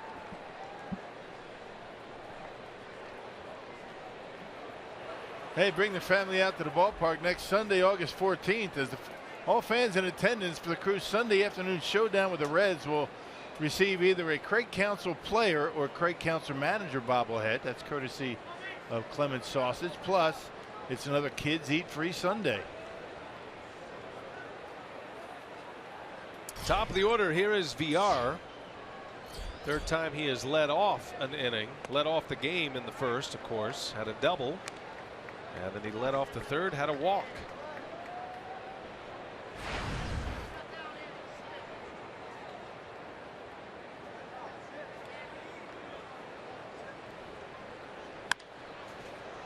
VR now the Brewers' everyday third baseman. If he doesn't play so well at short this year, there's a pretty good chance Arcia comes up prior to this road trip.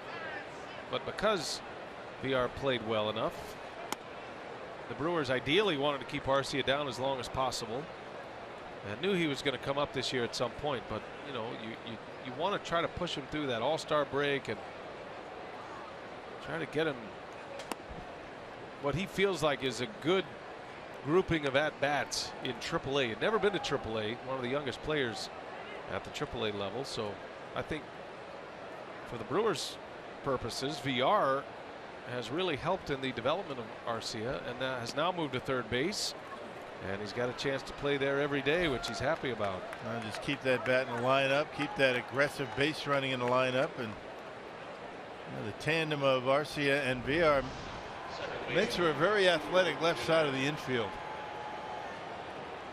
And the other thing about bringing him up now, make him earn it. You know, I mean, everybody knows that shortstop is going to be his at some point, probably next year, but you just don't want to hand it to him. And yeah, here's shortstop. I mean, even though VR has been playing very well, I mean, he earned his way up here this year, you know, at the AAA level, and he proved that he can hit, and he proved that he could field at the AAA level, so bring him up. Here's Scooter Gennett with VR at first. Pitch is low. And another guy that it impacts is Hernan Perez, who will now be the everyday right fielder. And that's probably a good thing for him as well. He proved he could be a utility man. That's what got him in the lineup. He's hit enough to earn that right to play right field every day, and he's getting better and better. And you give him a lot of credit for all the work he's put in out there with Ed Cedar. It's not an easy thing to go from shortstop to a utility infielder to an everyday outfielder like Perez is doing. Right. But he's another guy ecstatic with the playing time and see his name in the lineup. And all that, and all the concentration that he's had going from the infield to the outfield has not affected his offense one bit. You know, he's thinking more about playing the outfield right now in the dugout than he was when he was playing second base or third base. More instinctive for him. He's thinking about defense a little bit more, at least early on, and really hadn't affected the way he's been swinging the bat. That's impressive.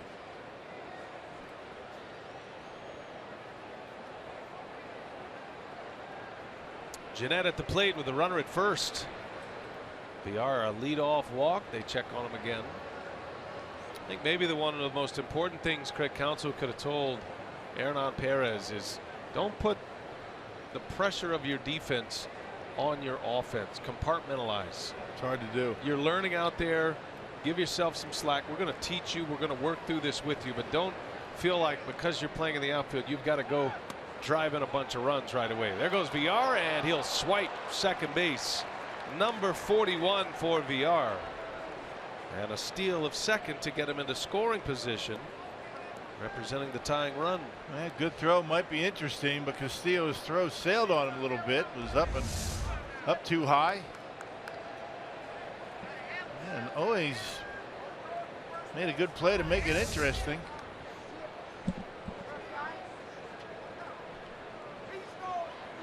Now a base hit here. The Brewers would tie it up.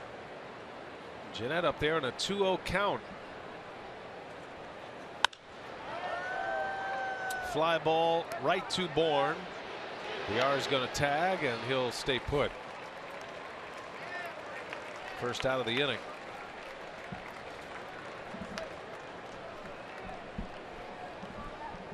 Left fielder Ryan Braun. Braden Shipley will face Ryan Braun now with a runner at second. Quick visit there by Castillo. You wonder if that had something to do with the base open at first. Let's see how aggressive they'll be on Braun.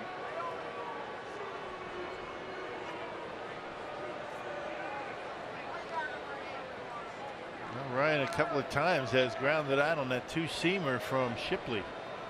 Grounded into a double play his last time up.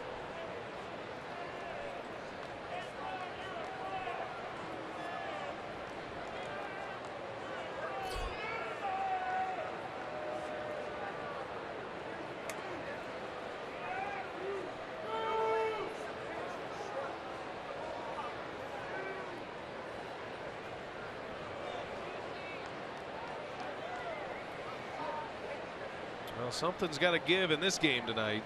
Brewers a team that does not hit well with runners in scoring position. Diamondbacks are a pitching staff that is really struggling lately with runners in scoring position.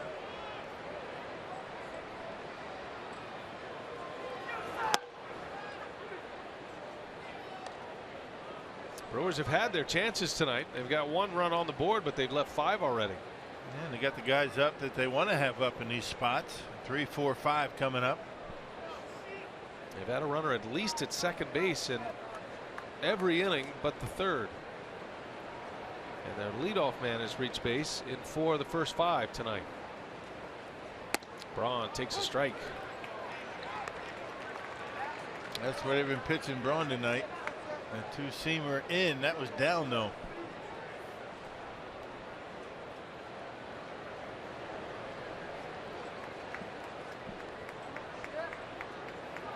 Pitch number 2 called a strike. Rookie getting the edges.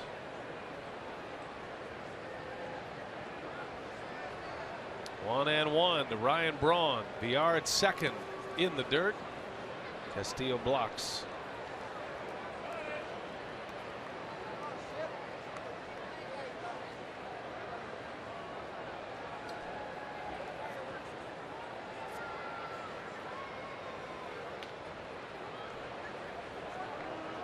Ryan had a good series against the Diamondbacks in Milwaukee. Missed a couple of games, but was 3 for 7 in that series. Had an RBI. 3 hits on the road trip thus far, including 2 home runs. Down and in. 3-1 to Braun.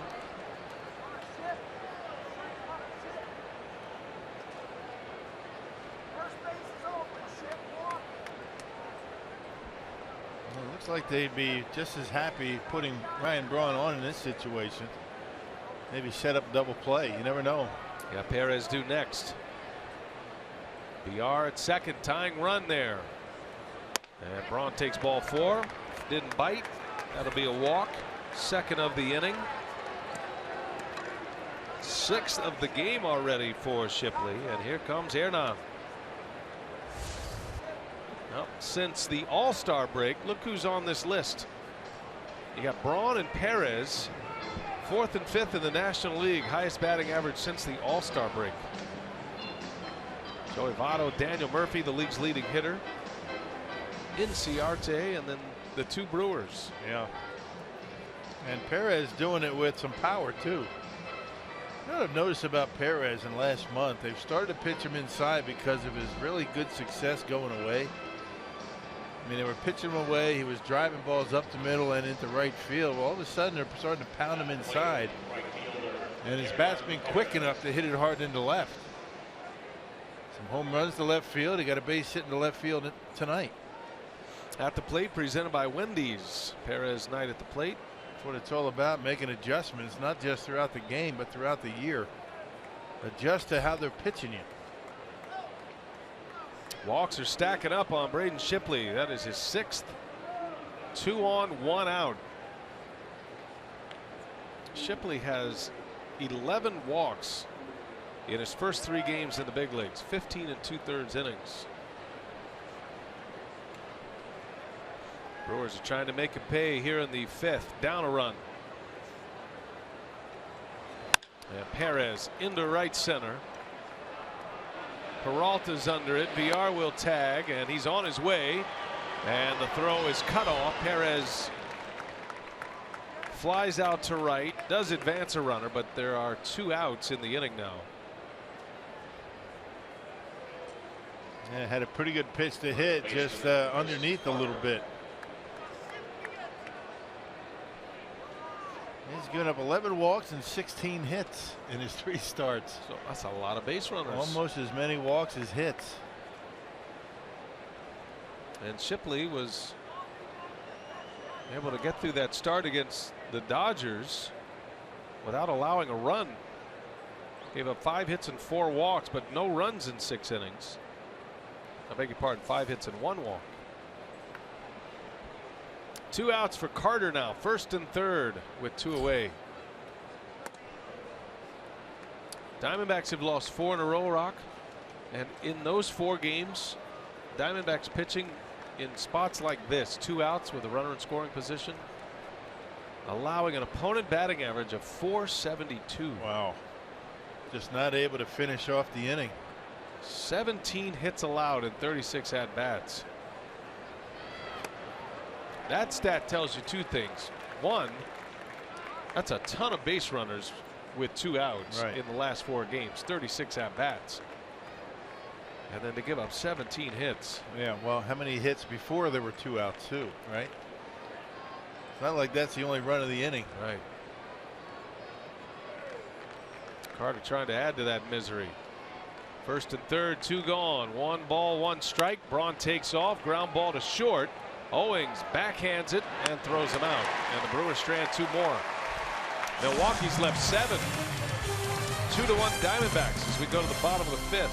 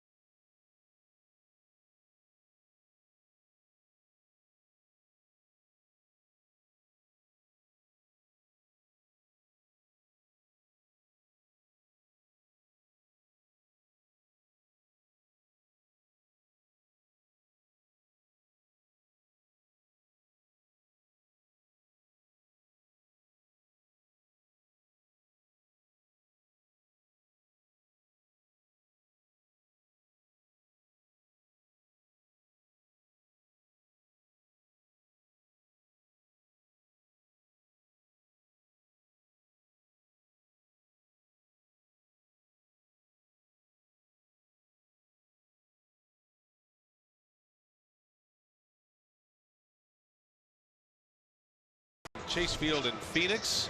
Our carsoup.com trivia, which former teammate also allowed Craig Counsell's first career MLB hit. That would be Mike Morgan, 1997. You had that one right on the tip of your tongue, didn't you? Everybody knows that. You know what that question is? That's a question that you can come up with after an off day. Yeah. You do some digging.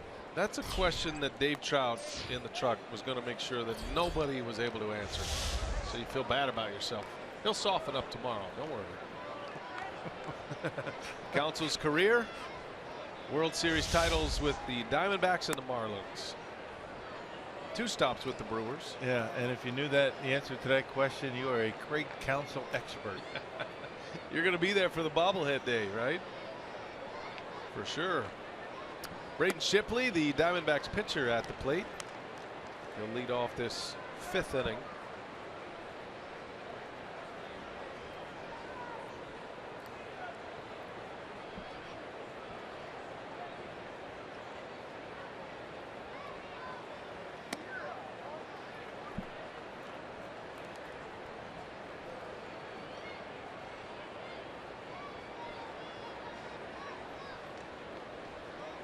Shipley does have a hit.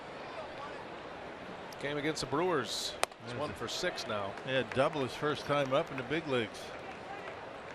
And he hit it hard into the gap in left center at Miller Park. He looks hitterish to me. Not just because he had a double, but he stands up there like he's got a plan. Yeah. Little open stance. And that ball's hit hard on a bad hop to Jeanette. Takes it right in the breadbasket. Makes a play for the out. We got an old friend at the ballpark tonight. Let's check in with Sophia. What'd you find tonight, Sophia? Well, fan favorite and former Brewer Corey Hart, 9 years with the team, a 2-time All-Star, was here before the game visiting with a number of his former teammates, and there you see him talking to Ryan Braun. And Corey is now happily retired, played just 35 games last year with Pittsburgh. He's dealt with a number of knee injuries, but he is now coaching the Arizona Avengers. It's his son Matthew's 12-year-old Little League team, and he's doing pretty well as a manager. Says he really enjoys it, won the state tournament this year. So he says he's having a blast coaching, being home with his kids. Said he would maybe like to continue that at the major league level with the Brewers, and said he still watches every game. He's a great guy, good family man. Yeah. Good to see him coaching. I could easily see him make that transition. He loves the game. He loves being a part of it. I'm sure he's got a lot to share. You know what I'm thinking, don't you? What do you think? A good way to get introduced to Milwaukee Brewers coaching. Fantasy camp coach. You know what? That is a fine idea. Yeah, I think it's a good start for him. If he can handle that, I think he can handle these guys. And he lives here anyway. Save you a little bit on travel budget. I have to give him a call. Good to see Corey. Yeah. He's got his little his team going. And they're called the Avengers. What kid doesn't want to play for a team called the Avengers? No kidding. I can't believe his son's 12. I remember when he was born. You're getting old. Starting to affect me a little bit. Broken bat. And gobbled up by VR. Segura's retired.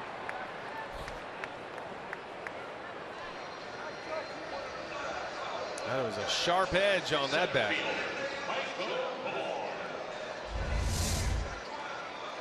That's what we're talking about with Chase Anderson. Has been effective inside. Last few starts. There's a good example of it right there. Fastball away for strike 1. Missed with 1 away, and then he came inside on Segura off the plate and ate him up. That was a good pitch, a 2-seamer. 2 quick outs here in the 5th. Trying to make it a quick inning, facing Michael Bourne. There's a little changeup in there for a strike.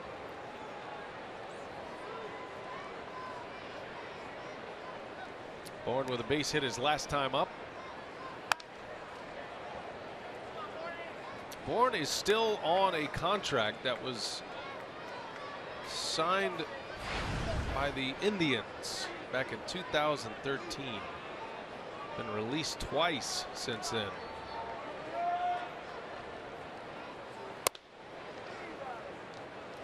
Did not materialize. As a matter of fact, you might remember that the Bourne contract led to the Brewers signing Carlos Gomez, and at the time feeling like they got a big discount with Gomez because of the numbers there. And Bourne is out, and it'll be a 1-2-3 inning. That's what Anderson needed. He's through 5. His spot is due up 4th. Let's see Neuenhuis and then Arcia and Maldonado coming up.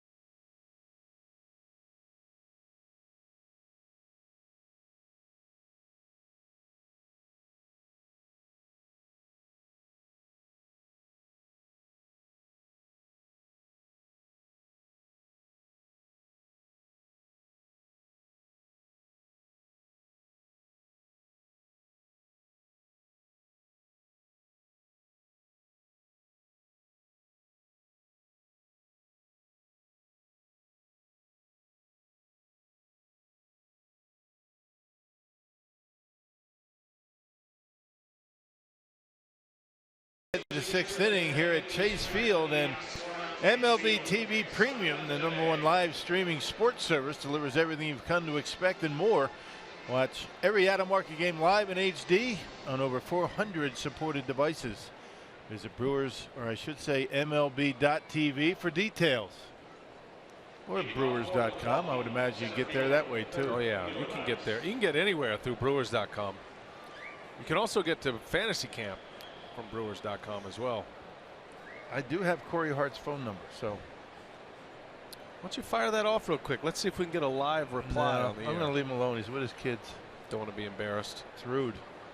We're waiting on the Giant legends to get off the field.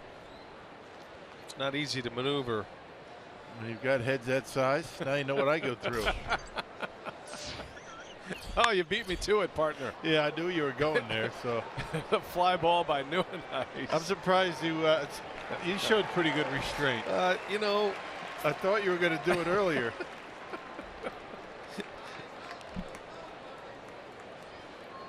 Yep, Rock's got a lot in common with those guys right there. Yeah. That's about as fast as I move too. Orlando Arcia. Matt Williams, Gonzo, Luis Gracie. Gonzalez, Randy Johnson, and Mark Grace. Yeah. So they're legends, right? Here's Arcia. His first big league hit his last time up, drove in a run.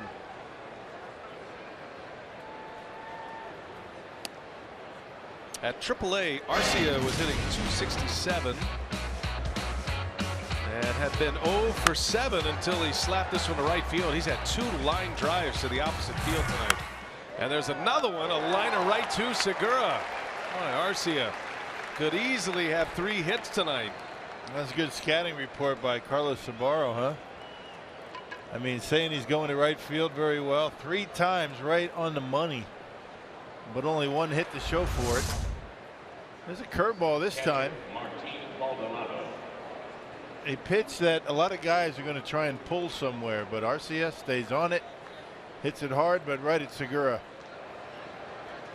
Got that high leg kick. The important thing to remember when you got that high leg kick, front foot has to be on the ground before you start your swing.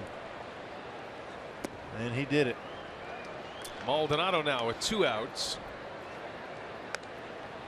Well, the Brewers have the pitcher spot due up next. Anderson has moved on deck, so it looks like he will hit if Maldonado should reach. Council's been looking for him to eat up more innings than 5, so that's why he's out there. Well, he's coming off a 3 up 3 down inning. However, there is activity in the Brewers bullpen. So Anderson hoping he has a chance to stay in this game. Michael Blazek is getting loose. Yeah, it looks like he's getting loose with a purpose. Well, the Diamondbacks have the middle of their order coming up. And the guy who's done the most damage, Yasmani Tomas, with 2 homers tonight, is due up third. Maldonado takes a strike, 2-2 now. Martin's sitting on a 7-game hit streak. He's walked twice tonight.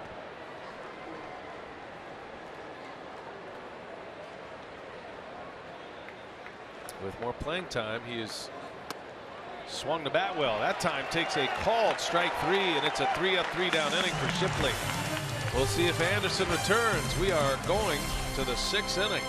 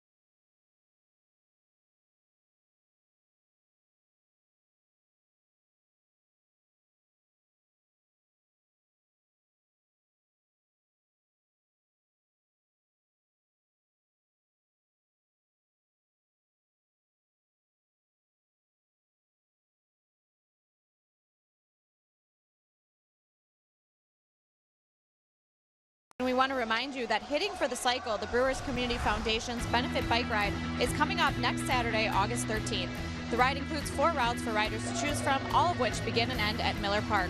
You can enjoy a fun day on the bike, followed by a tailgate party and tickets to that night's game against the Cincinnati Reds. All the proceeds will benefit local nonprofits in the greater Milwaukee area. You can register at brewers.com/bike ride. All right, Sophia, thanks. There are the numbers for Chase Anderson, and he will return for a 6th inning. And he's going to have to get through the heart of this order, hoping to stay long enough for his offense to give him a chance at a win. Anderson's trying to win his 3rd consecutive game. He's done a real good job with everybody but one tonight. Tomas with 2 solo home runs tonight. Goldschmidt leads off. He's got 2 ground ball outs in this game, both to short.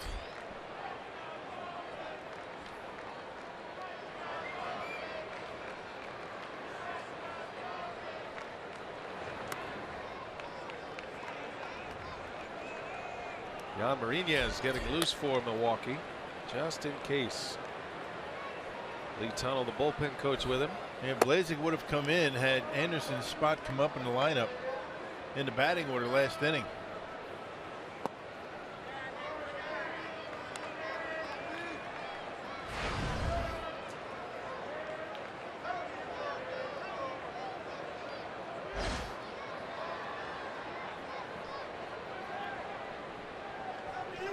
What a great player this guy has been, Paul Goldschmidt. His coming out party was in 2011. That was the year the Diamondbacks and the Brewers met in the National League Division Series. And Goldschmidt showed he was a star and ready for the bright lights.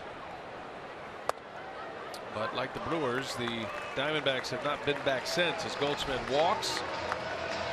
A leadoff walk, 2nd walk issued by Anderson, a man on for Jake Lamb. Hey, tonight's having the game winner, Wonderland Tap in Waukesha. As they call the Brewers by 8 o'clock tomorrow morning. They get 40 tickets to a Friday night game in the Miller Lite Beer Pen. It's offered courtesy of the Tavern League of Wisconsin and Miller Lite.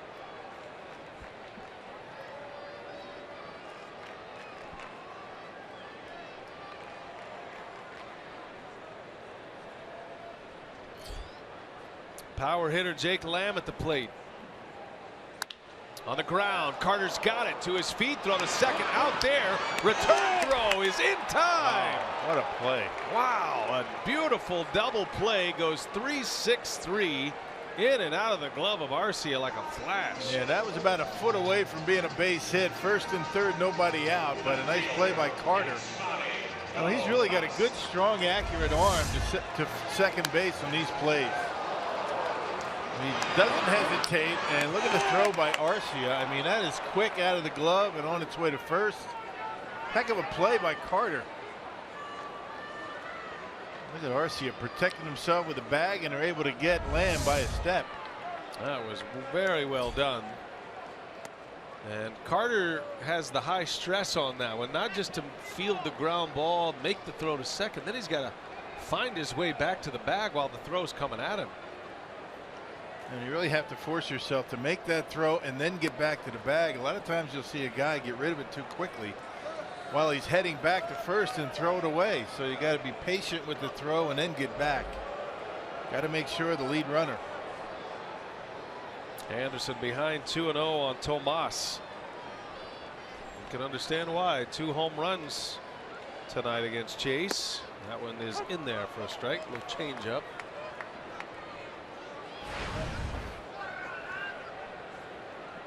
Well, the only thing he hasn't had out of the ballpark is a curveball tonight. Fastball, changeup, both home runs.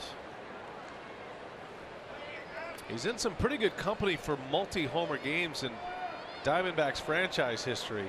Luis Gonzalez had 8 in a season. That was that 0-1 season, the World Series year. Steve Finley had 7 multi-homer games in '99. And Tomas has 6 this season. And for all the power that Luis Gonzalez showed that year in 0-1, he'll be most remembered for that little flare off Mariano Rivera. The Diamondbacks stunned the Yankees. 2-2 to Tomas. There's a good pitch, ground ball, fair. Villar's got it, long throw in time. Boy, some sparkling defense by the Brewers in the 6th inning. 3-batter inning for Anderson. We are through 6. 2-1 Arizona.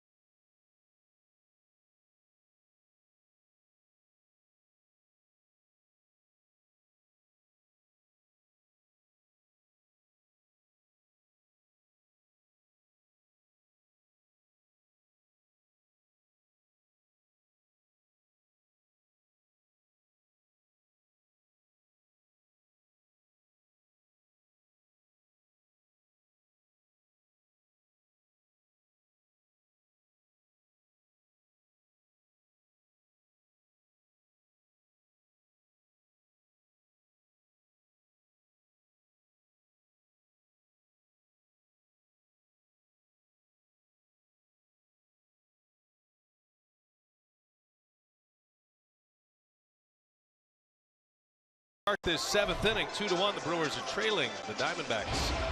Garbage time with Katie Nolan has been called epic.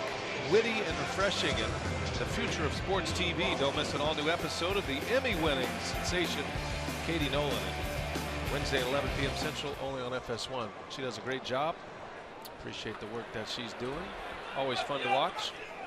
Derek Johnson with Chase Anderson, and hoping for a victory tonight. Can still get that, but he pitched well, Rock, across 6 innings and only 2 runs. Yeah, he did. He got through the game without his really good changeup. He didn't have that changeup that we've seen in the past with Chase, but located well inside and had a good curveball tonight. It's been a while since he's been able to get through 6 innings. Broxton hitting for Anderson. Then the top of the order. Brewers have had a ton of base runners tonight. They've had chances. They've left 7. Shipley has a good changeup. He's thrown a number of them tonight. Everybody wants to focus in on that curveball, but the changeup's been a good pitch for him tonight.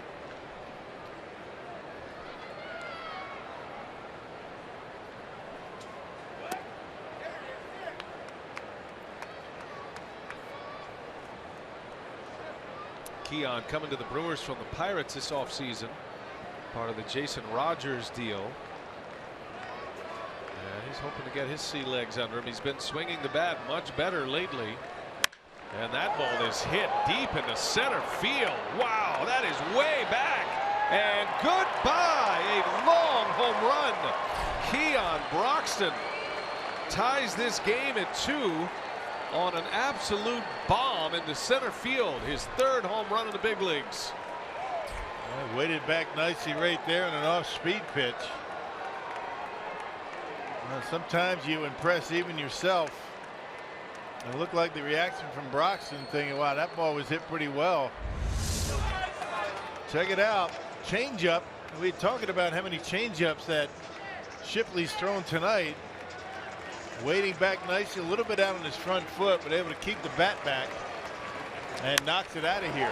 Impressive home run for Keon Broxton. Man, that shows some serious pop.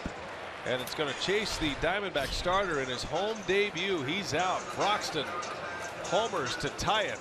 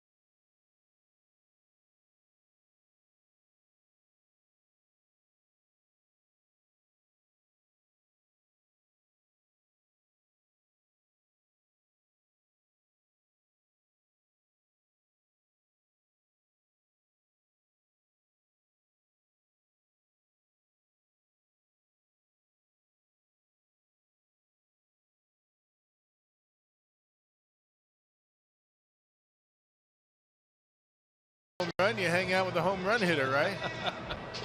He said that's the way you do it, big boy. That's your game, Chris. An impressive home run for Keon Broxton on a changeup, and ties it up as Steve Hathaway takes over here in the 7th inning. He got called up on the 31st of July. A split time between AA and AAA this year, making only his 4th appearance. He'll face Jonathan Villar. Will turn him around to bat right-handed. That home run for Broxton traveled 421 feet and an exit velocity of 108. Strong young man. There's a shot, base hit into left field. Villar with a single. And the Brewers with back-to-back hits to start this 7th inning. VR once again on every time up tonight. 2 hits, 2 walks, and still waiting for his first run score. This one finds a hole in the left.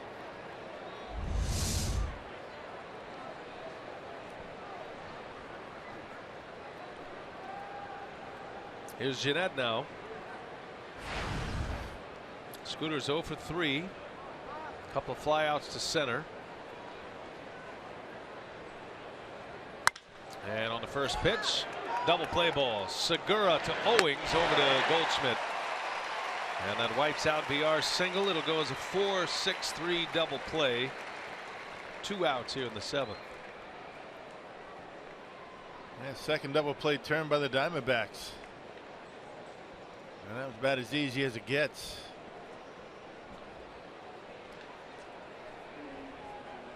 And Chip Hale is simply playing matchup here. So with Braun coming up, he'll go back to the bullpen. Pitching change coming as Braun will bat with the bases empty and 2 outs.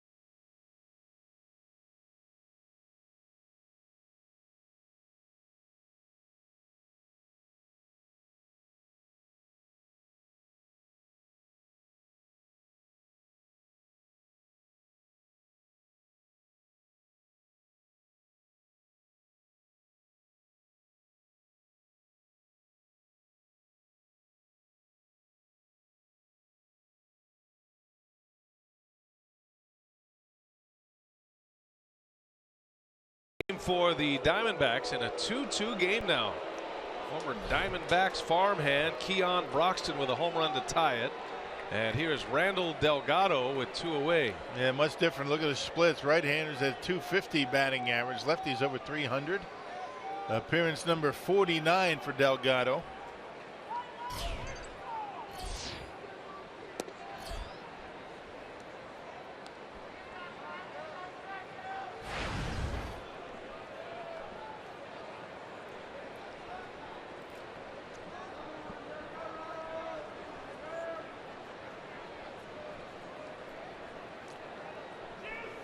Braun has walked tonight.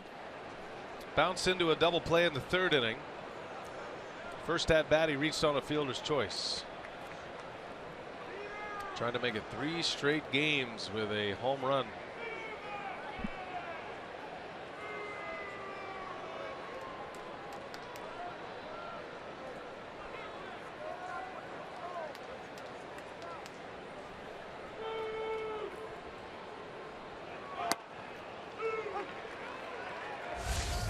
Well, Chris Carter still fronts the Powerball home run leaderboard. It's been a while for Chris. I mean, he's hit a few home runs, but he hadn't got him in bunches like you saw him do early in the season. He's come close a couple of times tonight, though. Braun on the ground to second. Segura will make the play, and that will retire the side. Keon Broxton spent 5 years in the Diamondbacks organization. His 2nd pinch hit home run of the season. It's the 5th overall for the Brewers, and it ties the game at 2 apiece.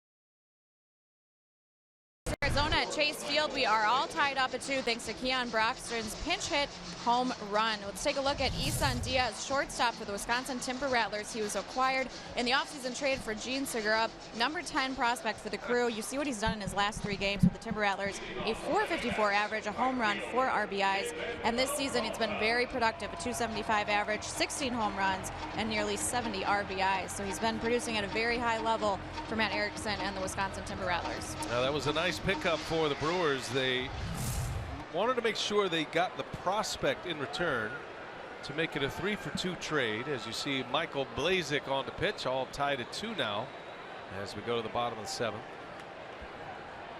Now the Diamondbacks and Brewers deal last year.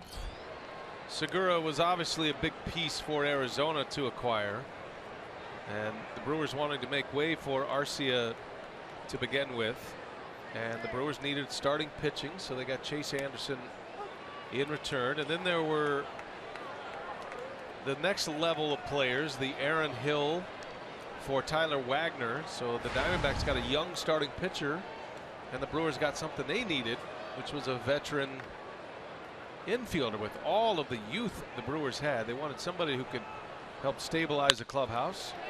There's a base hit by Peralta, and a single to start the inning against Blazek puts the go-ahead run at first. Yeah, and Aaron Hill did all those things. He did a very good job of that. Plus the fact that, you know, Segura was going to be getting into his arbitration year. The Brewers are going to have to pay him, and they knew that it was just going to be a stopgap for Orlando Arcia to come up. So they had already picked up VR, who's a lot cheaper, younger. I guess not that much younger. But turned out well, I think, well for both clubs. Yeah, the Brewers got that one piece they were looking for, and that was the young shortstop, middle infielder in Isan Diaz. And boy, has he ever had a big year down in A-ball this year. You don't know if he's going to have that kind of success all through the levels and even into the big leagues. He's so young. He's only 20, but he's a kid from Puerto Rico who played his high school ball in Massachusetts, and he is really putting together the kind of year that gives you hope. And the Brewers now are stacked solid with all of these great shortstops in their system. There was one publication today, by the way, that rated the Brewers as the #1 minor league farm system in baseball after these recent trades with Lucroy Smith and Jeremy Jeffress. Yeah, what a difference a year makes. It really does. Brewers near the bottom before, you know, the trading deadline last year. There's Matt Arnold, the assistant general manager for the Brewers. He's here in Arizona, responsible for a lot of the young talent, scouting the young talent that the Brewers have picked up. There's a swing and a miss, and down on strikes is Castillo.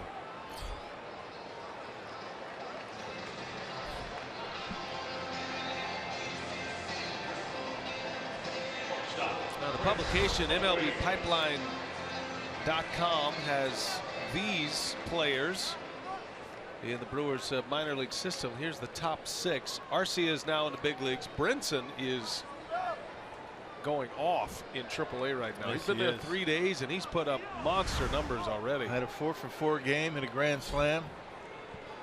Yeah. 2 more hits last night. And 3 of those guys on that list weren't even with the Brewers organization in mid-July.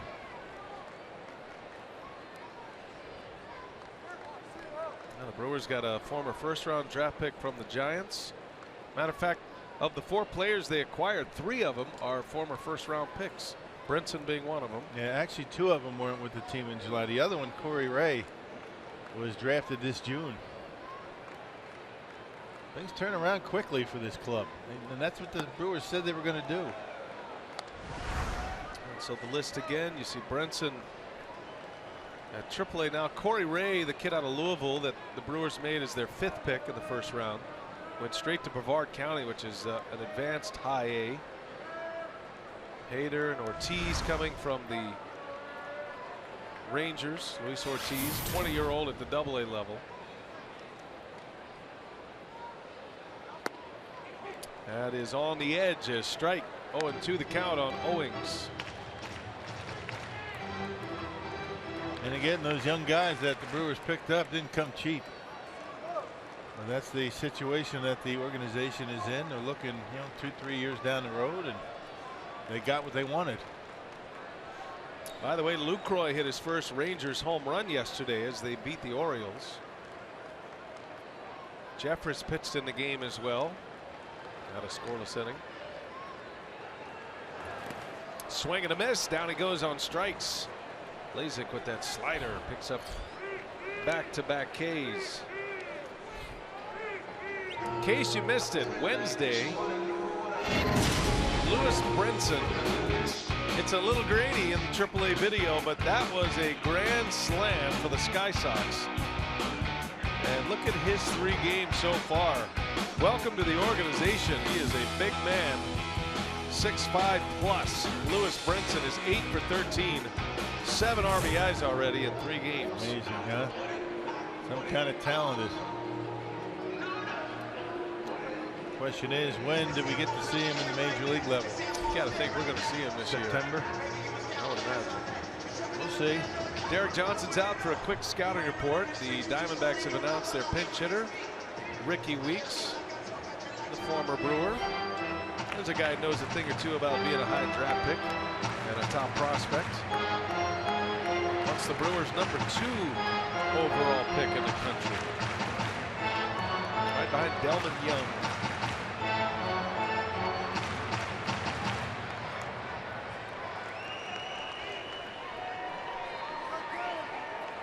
Weeks is batting .246 this year. Does have 5 homers. And he's pinch hitting here with 2 outs. Another very familiar face.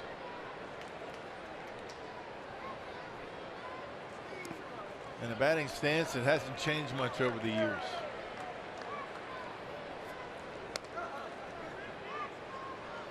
Ricky was the number 2 pick back in '03 for the Brewers, and he came to the big leagues that year.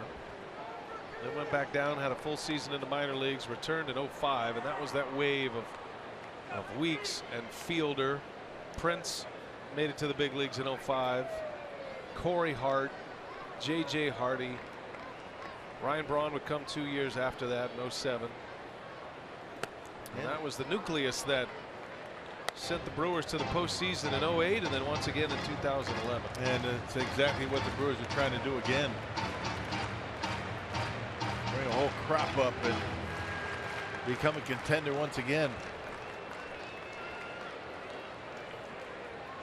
Weeks' best year with the Brewers was 2010. His all-star year was 11, but in 2010 had 29 home runs for the Crew. He drove in 83. One of the premier power hitting second basemen in an era and a window of really good power hitting second basemen. Yeah. Guys like Chase Utley. And before all the injuries, he could fly, he could run too. Those wrist surgeries really hurt his career. Now his 13th season in the big leagues. There's a strike.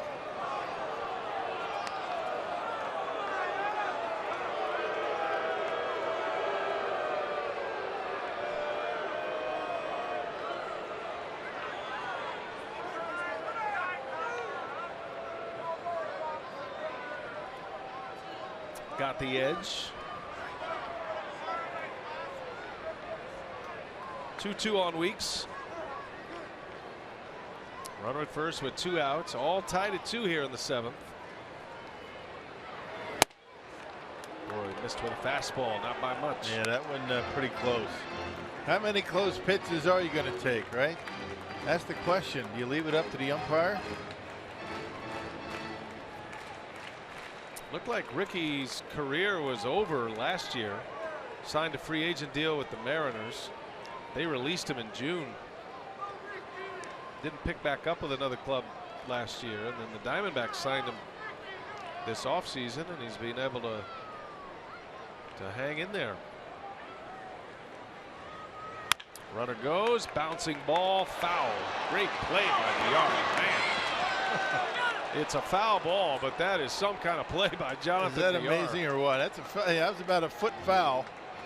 VR not sure. He made the play anyway, and that is one incredible play right there in foul territory.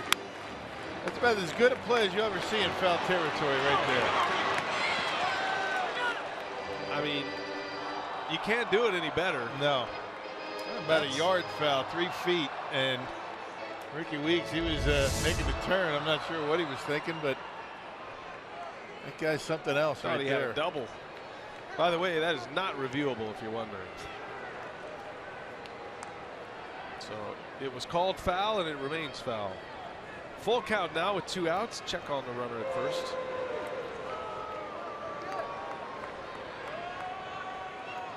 There just can't be a better left side of the infield than what the Brewers are sporting right now. Yeah, there can't be any better range. Let's put it that way. Range, throwing arms, hands. Yeah. Not bad.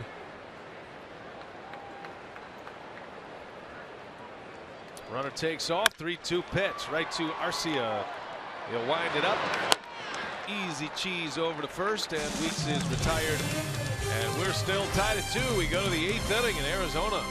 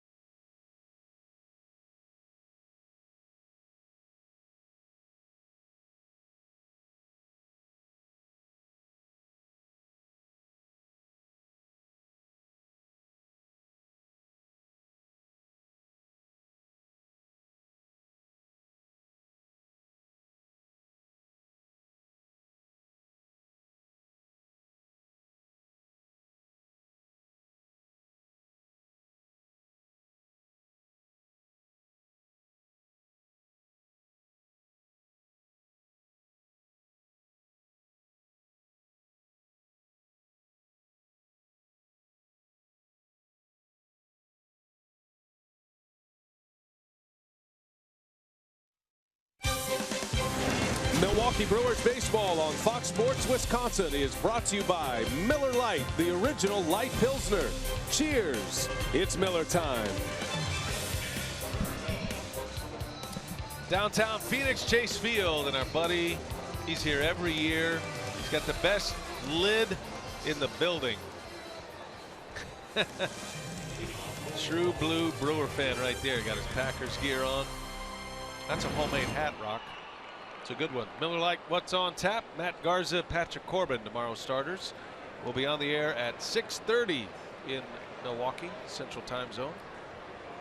7:10 first pitch. Enrique Burgos is in the pitch for the Diamondbacks as we go to the 8th in a 2-2 game. 21st appearance for Burgos at good .343 earned run average. Now you saw right there. And recalled from AAA on July 2nd. He was 3-0 with a save down in the minor leagues. Brewers got a pinch hit home run from Keon Broxton to tie it last inning. Their 5th pinch hit of the season for the Brewers. Broxton has 2 now.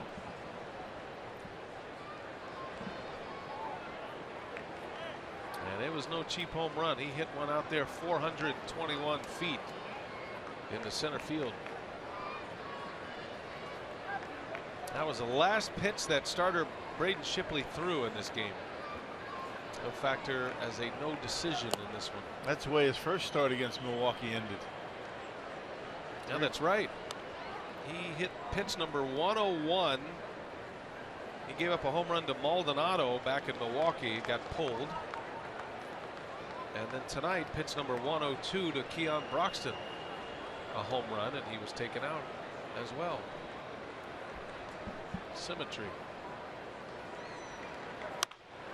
Little cue shot over to Goldschmidt. One away.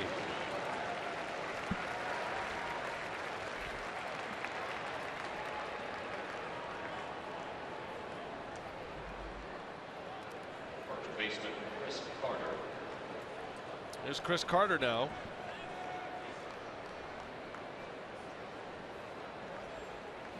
Two-two game, 8th inning.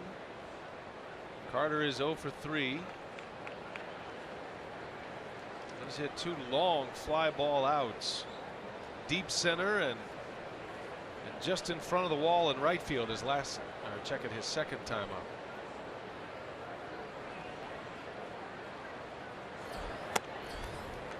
And Berger, that's a big dude out there in the mound. He's 6'4", 250.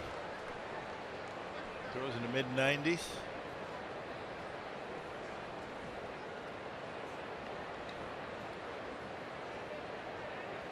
Been pitching well lately, and he's emerged as a late inning high leverage pitcher.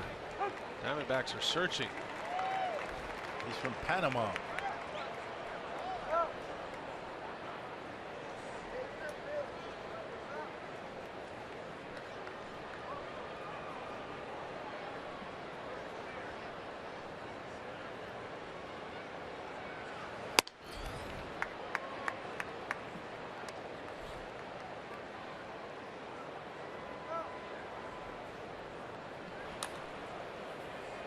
Corey Knebel on the left. Carlos Torres getting loose.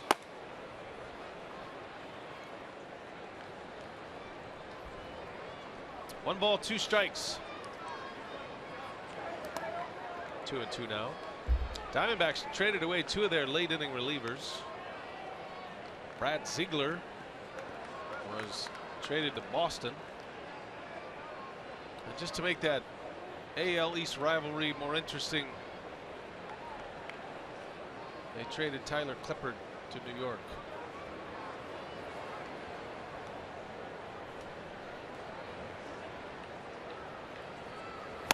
Swing and a miss, a strikeout. 98 miles an hour. 2 up and 2 down here in the 8th inning. First strikeout for Burgos. Wow, 98. Hey, this season, every $50 you spend at Pick and Save gets you a free Brewers ticket.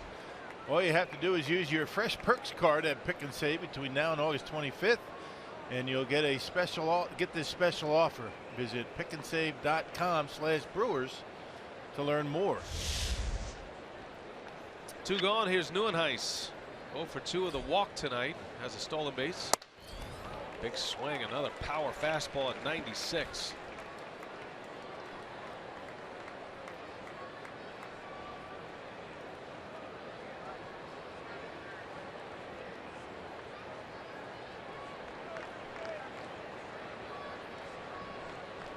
Five-year-old Enrique Burgos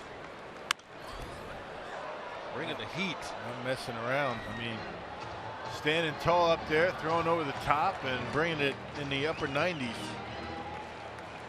He holds it with that splitter grip. We haven't seen any yet. Maybe the 88 was the one that Perez grounded out the first on. 0-2 to Neuenhuis. 2 outs in the 8th in a 2-2 game, and down he goes. Just nothing but heat from Burgos. 3 up, 3 down with a couple of Ks. We go to the bottom of the 8th inning. Brewers and the Diamondbacks are tied.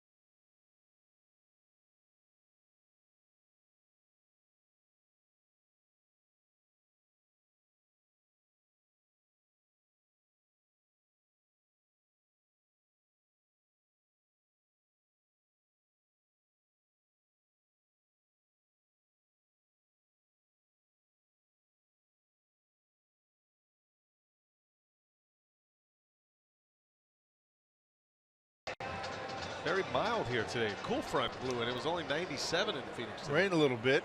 You know, around lunchtime it was about 85. There was no nugget from Jeff tonight. You know, I noticed that. A little late back in the Midwest. Carlos Torres in the pitch, facing the top of the Diamondbacks order. Gene Segura leads off. It's one of the things I look forward to most being on the road. A little side story, a little, right? You know, a little nugget from Jeff. He usually has some interesting information. I think he just shut it down tonight. I think the intensity of the 2-2 matchup between the Brewers and the Diamondbacks had him completely enthralled. Didn't want to take any attention away from the game, perhaps. I like it. That's a good reason.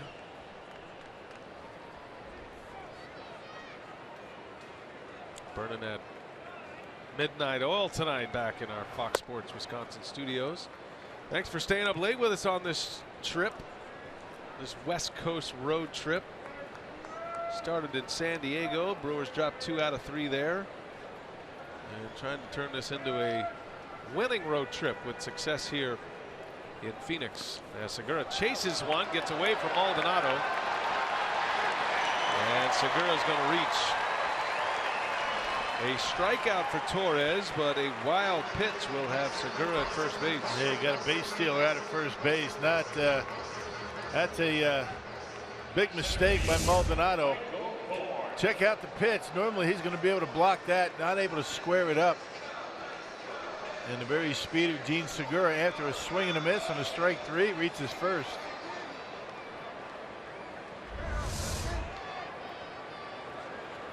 He's carrying the go-ahead run. Michael Bourne now. Tough guy to double up. There he goes. And the bunt is down. Carter's got it. Jeanette covers, and there is out number 1. Well, somebody missed something there. That's not something you're going to do. You're not going to steal and drop down a bunt. Somebody missed a sign. Makes for an easy double play if that bunt's in the air. The other thing is, I mean, if you're Michael Bourne, I mean, if you see Segura taking off like that, don't bunt it. You pop it up, it's an easy double play.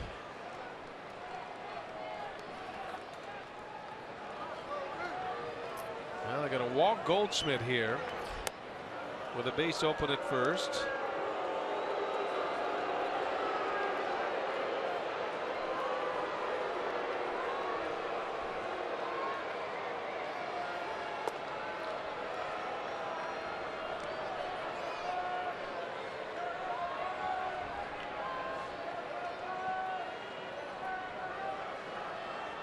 Diamondbacks now with the go-ahead run at second. And Counsell's going to take his chances with Jake Lamb. And then Tomas to follow. Tomas has 2 solo home runs tonight. But Counsell will try to give Torres a chance at a double play ball here to get out of this inning. The last thing you want to do is throw strikes to Goldschmidt. That's a no-brainer to walk him here. Let the younger guy drive in the run.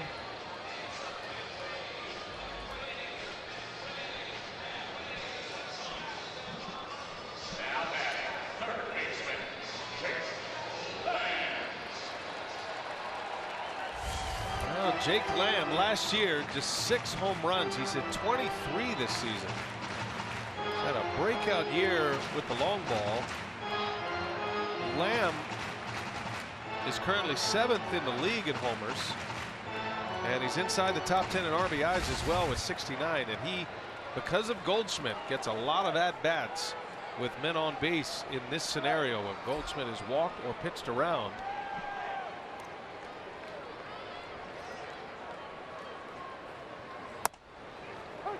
Fastball strike from Torres. Man, that's why you have to have a guy behind Goldschmidt that's going to be able to be a run producer, and Lamb's done a good job of that. Do something behind him in the batting order to force teams every so often to pitch to you in these situations, but this is a no-brainer. Lamb also leads the National League in triples this year with 40. Excuse me, with 8. That's a lot of triples. 8 triples, which is right next to the VR 40 stolen base column.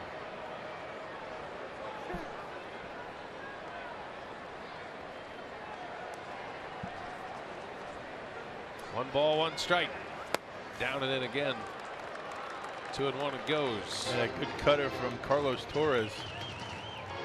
Trying to get Lamb on top of it to hit the ground ball. Got really good speed at second base in Segura. And base hit, unless it's just hit like a bullet, is going to score a run.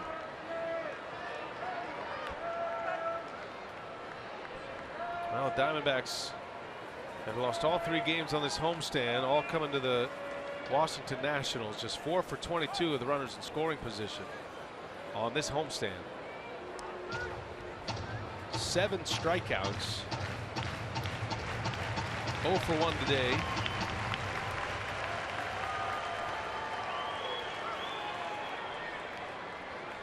The 2 runs on the board, solo home runs by Yasmani Tomas. He had one in the second and another one in the fourth. The 2-1 bouncer foul got jammed. 2-2 the count. Good pitch. He's staying in on his hands.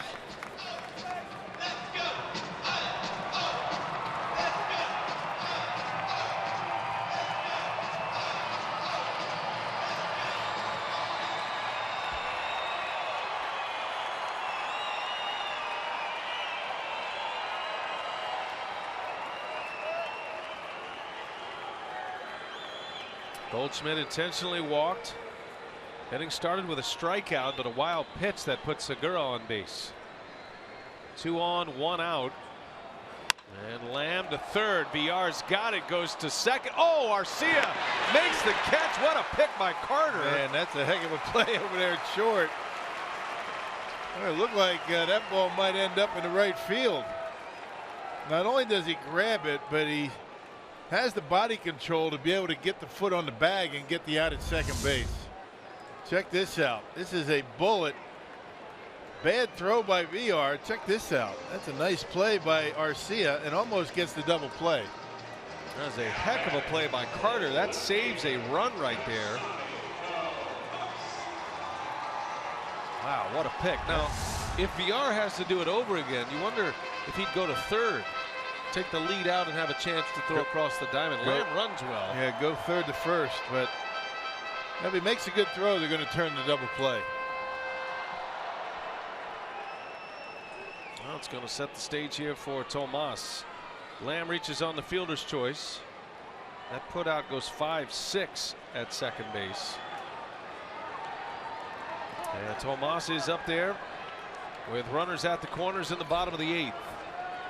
2 outs, 2-2 game. It was late. Torres threw it right by him at 90 miles an hour. Tomas in the second inning on an Anderson changeup. That came with 2 strikes, and he launched one out of here. And then goes opposite field in the 4th inning. Home runs 20 and 21 for Yasmani Tomas. Little tapper, tough play. Villar's got it, fired to first in time. Inning is over. And Torres gets out of it with no runs. The D-backs strand 2. We're tied at 2 going to the 9th.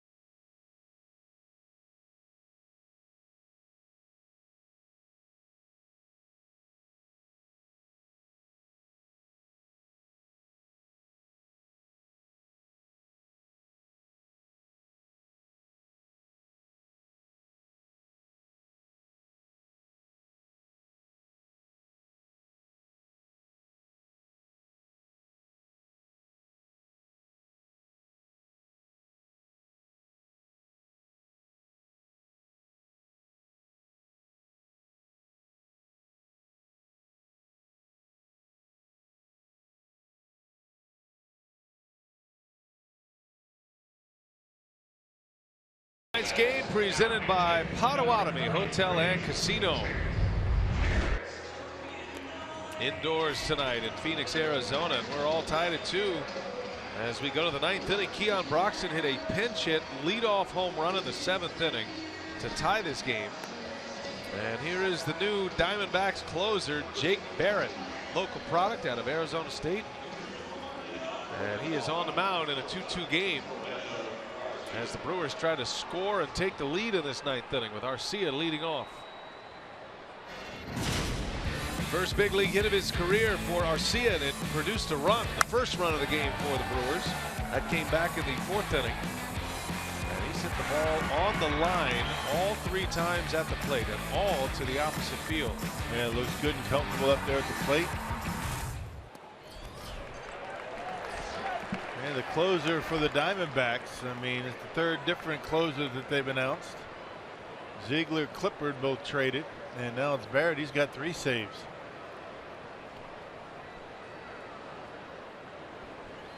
Arcia to right and way back there, and it is, oh, what a catch!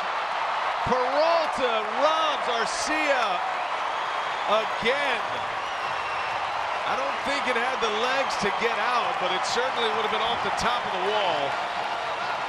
A blast by Arcia, and on a night when he could easily have 4 hits, he's 1 for 4.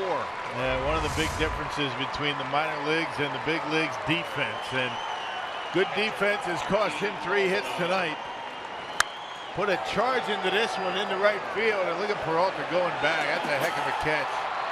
Wow, might have been a triple had it bounced off that fence, but great play by Peralta. Tough luck night in the big leagues for Orlando Arcia. 1 away. Here is Maldonado now. He's walked twice. He struck out. On the ground, 3rd base. Lamb's got it. And out number 2.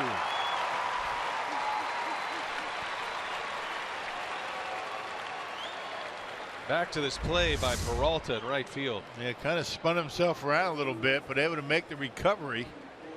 You can see he put that hand up on the wall and realized he had some room and made a nice catch out there. Got to give him credit. That could be a game saver for the Diamondbacks tonight.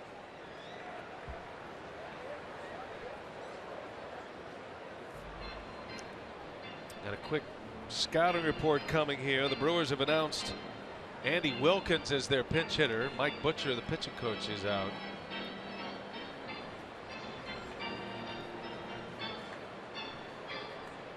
Well, Wilkins has 1 home run this season. This would be a good spot for number 2. That home run came against Arizona last week. Home run to center field at Miller Park.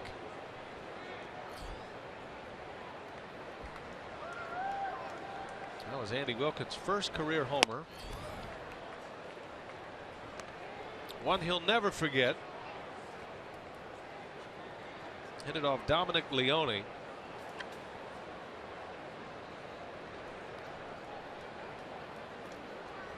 2-2 game, 9th inning.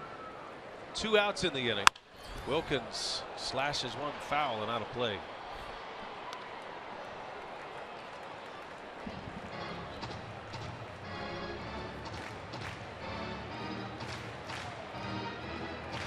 That was a 6th inning home run that Wilkins had back on the 25th of July.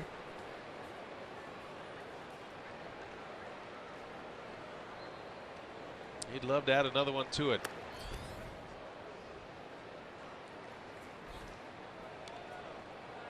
An Arkansas Razorback, Andy Wilkins. Originally with the White Sox.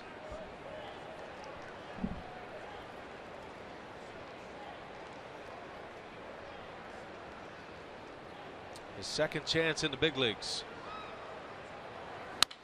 On the ground, right at Segura. And that'll retire the side. What a great catch to start this inning. Arcia making a bid at another hit. Peralta makes a great catch against the wall. Still tied at 2.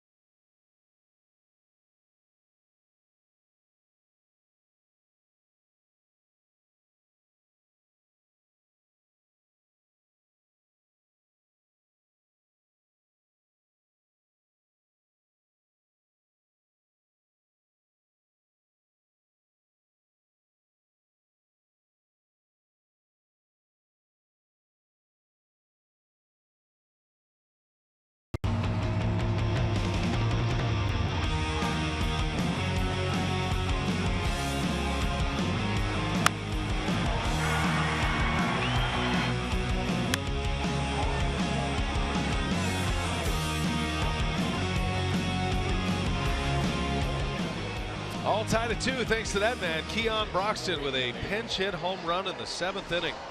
His second pinch hit home run of the year. Brewers have played stellar defense in this game tonight. And now we'll try to get it to extra innings. We're all tied at 2. Corey Knebel is on for the bottom of the 9th inning with David Peralta, who just made that great catch, robbing Arcia of extra bases to lead off. Yeah, Knebel's been really good since his return from the minor leagues. He pitched on Tuesday against the San Diego Padres and tossed a 3-up, 3-down inning. 6 games since being recalled. He's given up only 1 run. Starts him with a strike.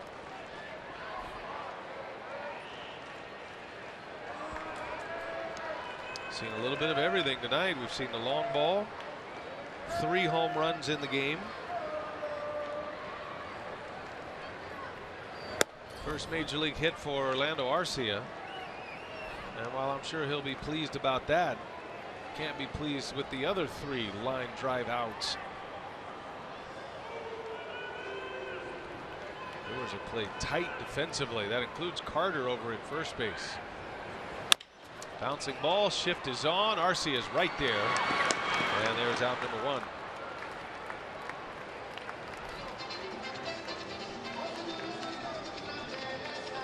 There are a few games ongoing in the big leagues tonight. You got the Cubs and the Athletics in the 7th inning. Lester is making a bid for a win. Cubs are up 7-2 in that one. Jorge Soler returned to the Cubs lineup tonight and homered. Boston is shutting out the Dodgers tonight. 6-0 in the 8th inning. A 1-hitter. Red Sox pitching in this pennant race this season has been good.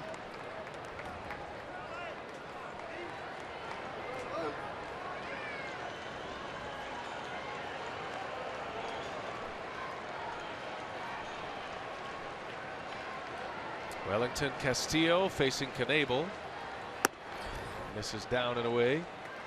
Boston actually has just added a couple of runs. It's now 9-0.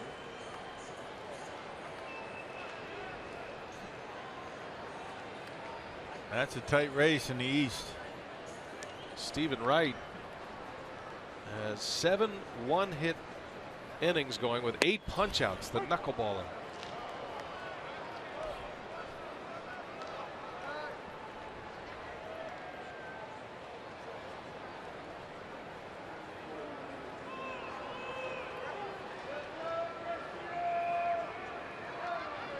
Two balls and a strike on Castillo.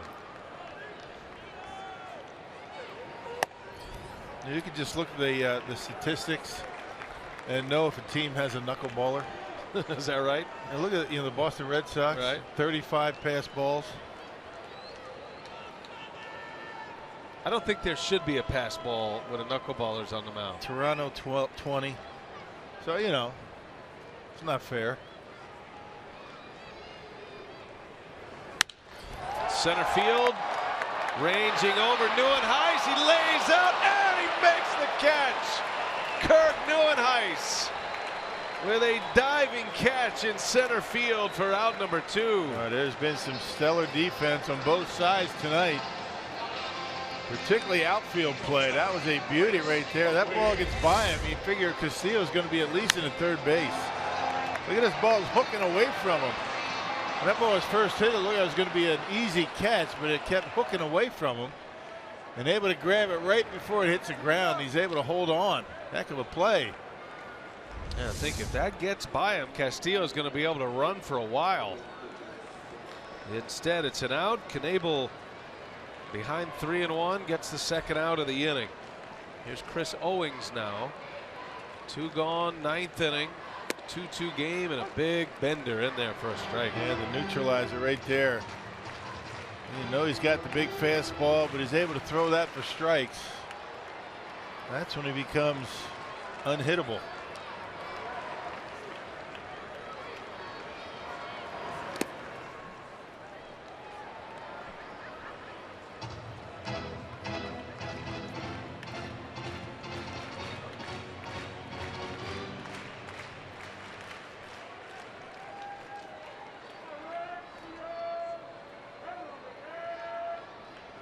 2 outs. Owings at the plate, a ball and a strike on him. And Knebel with the fastball misses.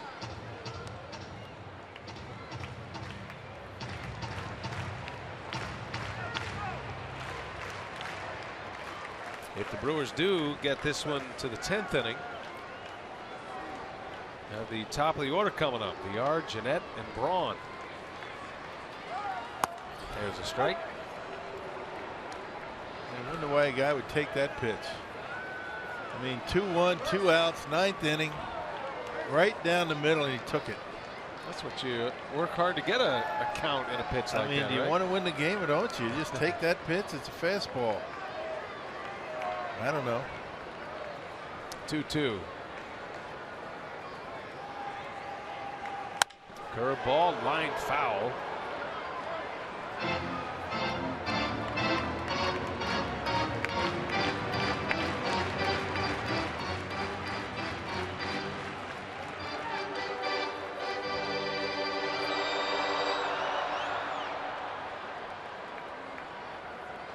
Diamondbacks scored first tonight, got a home run from Tomas in the second.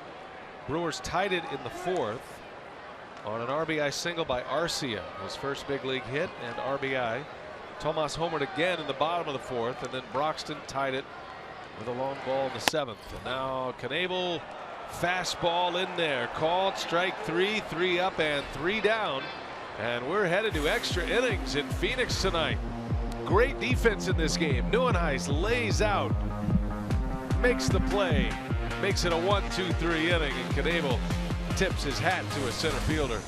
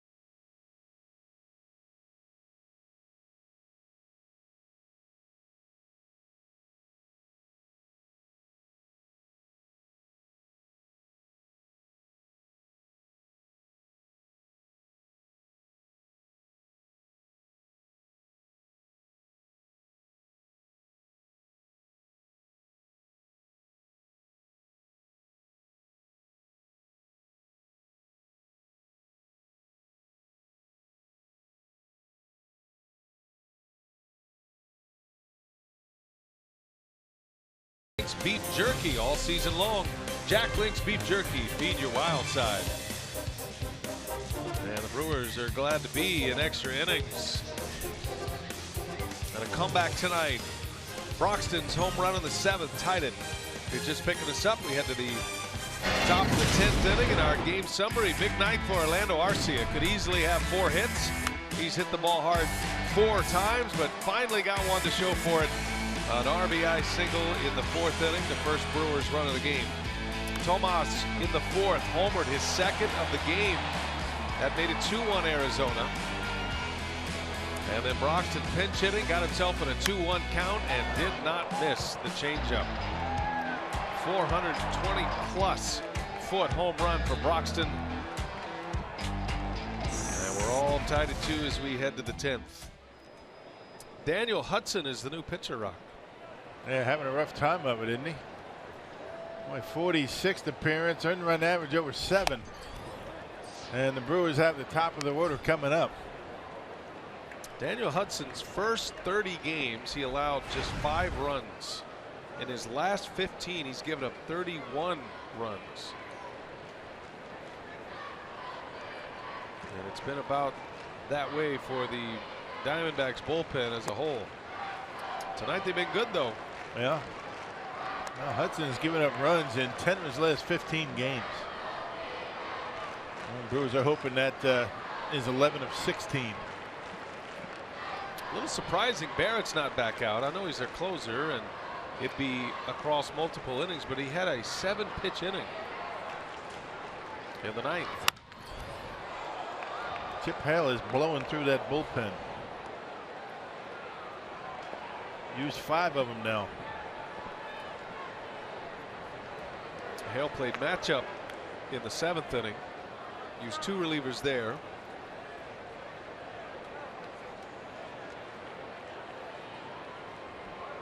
But the bullpen for the Diamondbacks have retired 8 straight.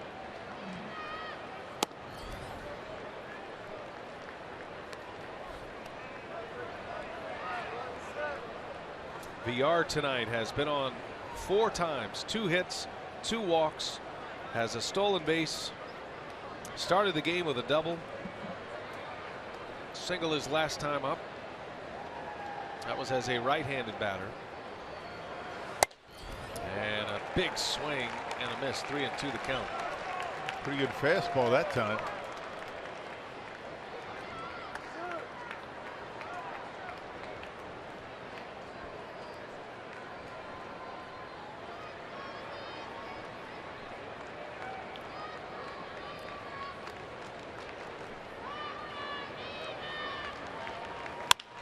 Hit hard right at Segura on a hop. Out number 1.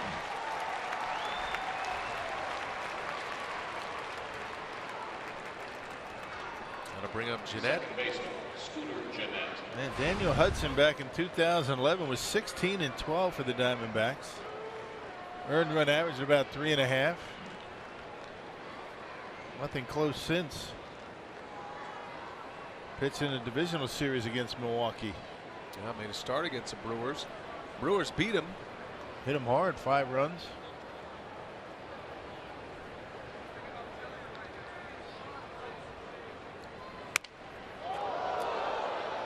Splintered bat and a foul ball for Jeanette. Fair bat, foul ball. Best way to have it for a hitter. Got to be careful of those bat pieces. You get a splinter. Goldsmith being very careful with that thing.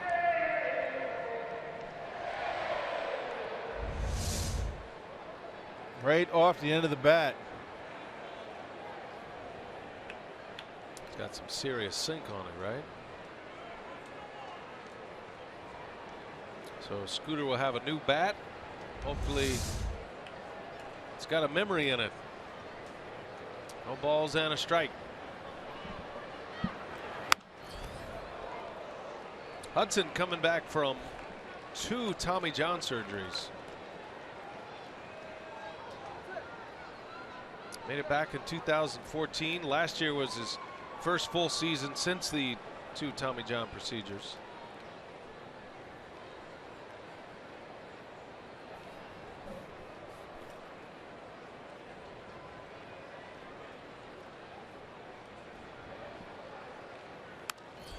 Wow, he has taken the bat right out of Jeanette's hands.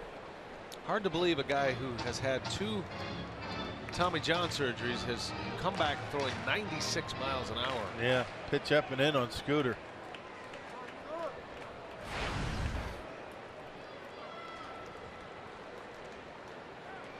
Tough enough to come back from one of those surgeries, let alone 2.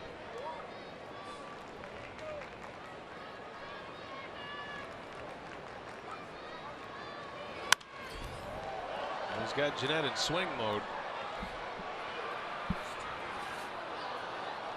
Hudson was never the same after that 2011 campaign. 33 starts. He threw 222 innings. He looked like a big star for the Diamondbacks, but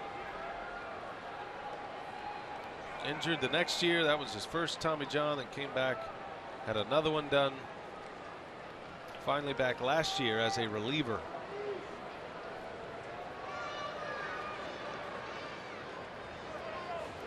No balls, 2 strikes a count. Down and in.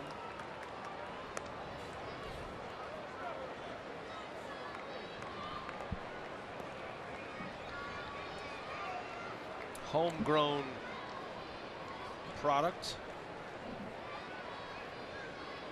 Former minor league pitcher of the year for the Diamondbacks and in all of baseball at one point. Daniel Hudson. Jeanette down the line. That is well hit. It is off the base of the wall. Scooter on his way to second. Ball takes a big bounce. And Jeanette into second base with a double. I think Scooter thought that was out of the ballpark. And if he was running hard all the way from the beginning, he might be into third base with the way that ball carried off the wall. Pitch down and in. Not really. I mean, he's running. I mean, he's not sprinting full out, but he wasn't watching it.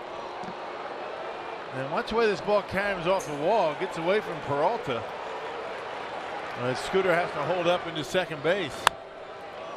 Well, I'm with you, Rock. That's not full gate. If he busted out of the box, he's standing at third base. That would be huge right now with one out. So they're going to walk Braun. He gets the Goldschmidt treatment. And after the Jeanette double, Braun will be at first. Setting it up for Hernan Perez. Man, that was a pretty tough pitch to hit. I mean, that ball was going in on Jeanette. It was off the plate. Wasn't even a strike, but he was able to keep it fair. A little bit higher, it's out. I thought Scooter might have thought he hit a home run.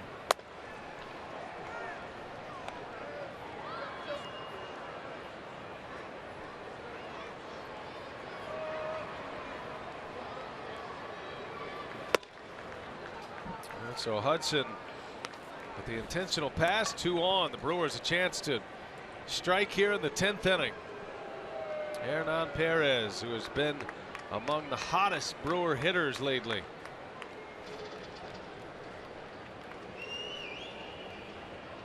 I mentioned those 31 runs allowed by Hudson in the last 15 games. That is in 9 2/3 innings as well. Right. He has really scuffled. Yes, he has. You have to figure it's command. Well, that pitch that Scooter just hit wasn't even a strike. That ball down and in. Got good wood on it, kept it fair. Now Perez got to think about maybe elevating something here because the Diamondbacks have already turned 2 double plays.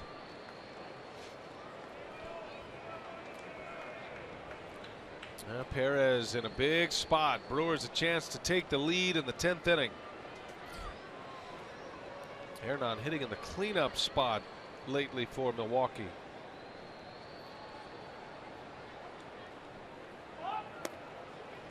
Perez has been good in spots like this year. We talk a lot about runners in scoring position. Such a key number. Hernan coming into play tonight, a .333 hitter with runners in scoring position. 16 for 48. Tonight the Brewers are 1 for 9. They've stranded 7. Way inside a ball. 2-0 the count.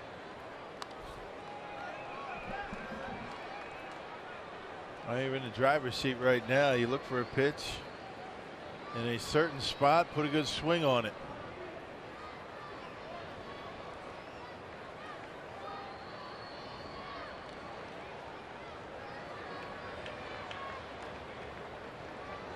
Two and 0 the count. Jeanette at second, Braun at first. Perez takes a strike. Took a little off. A change up or something like that. How about those numbers? Last 5 games, 2 homers, 9 hits and 5 runs batted in for Hernan. Singled and scored in this one. He was on in the 4th when Arcia had the base hit to tie it. 3-1 to count.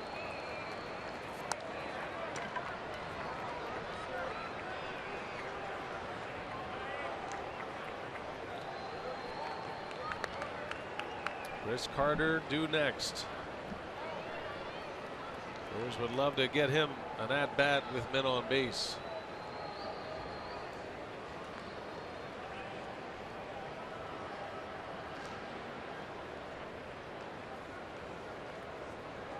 Jeanette's got a big lead at second. 3-1 pitch, a swing and a miss. He might have chased ball 4. He did. He had a good hack at it. 96-mile-an-hour fastball. Pitch up in his zone. He was going for it. Underneath. Well, he's sending the runners here. 3-2, 1 out. Perez makes pretty good contact. They stay put. Perez strikes out. 2 outs. Good comeback for Hudson. Got down 3-1. And he comes back with a strikeout for out number 2. And he got down 3-1 on a bunch of off-speed pitches. And once he got down 3-1, went with the fastball and threw 2 of them right by him.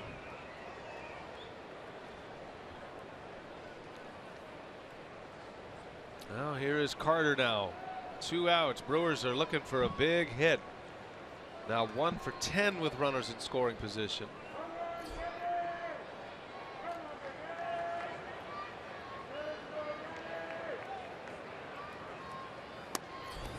Only hit that plated a run for the Brewers tonight was Arcia's single. That came with 2 outs in the 4th.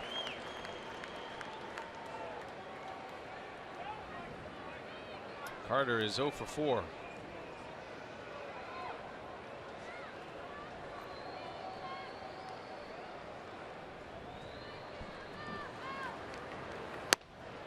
On the edge again. 0-2 the count on Carter. Can't put it in a better spot than Hudson has the last 2 pitches. Yeah. And he's in the driver's seat now with Carter at the plate. Big power numbers, big strikeout numbers as well. Carter sitting on 25 home runs. 0-2 pitch is down and out. He didn't bite.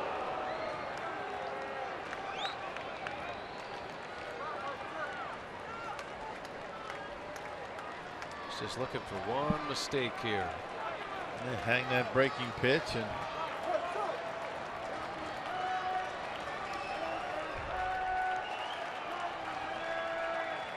one-two pitch. Carter fouls it away. He was late on a fastball.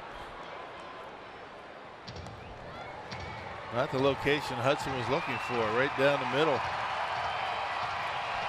It's all about command with him. Yeah. Because his stuff's nasty.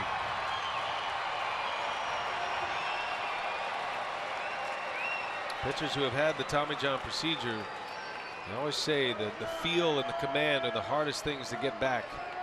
And he's had 2 of them. 1 ball, 2 strikes. Jeanette carries the go-ahead run. Up and in. 2-2. High pitch inning for Hudson. 27 on the board right now.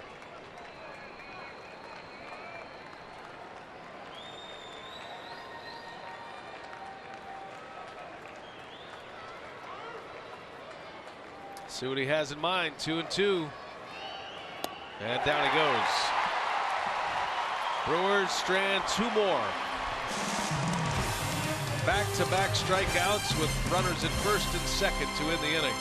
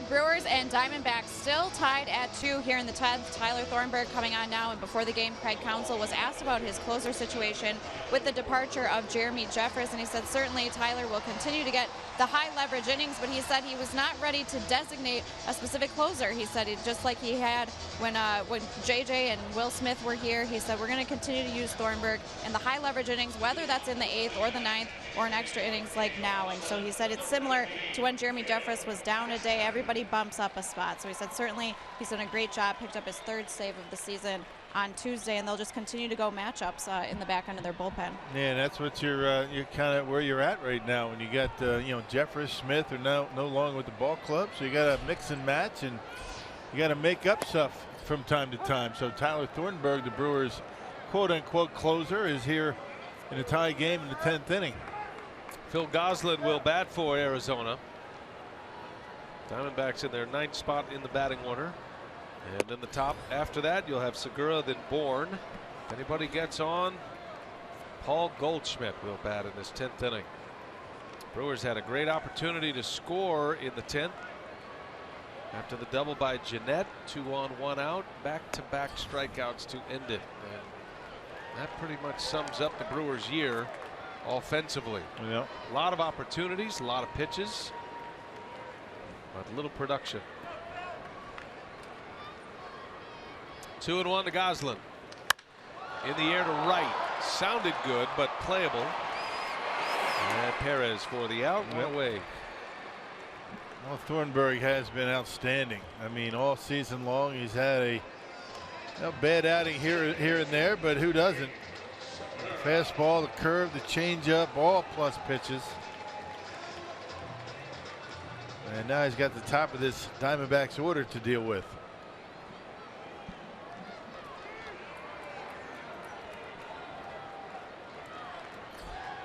Segura. First ball swinging, fouls it away.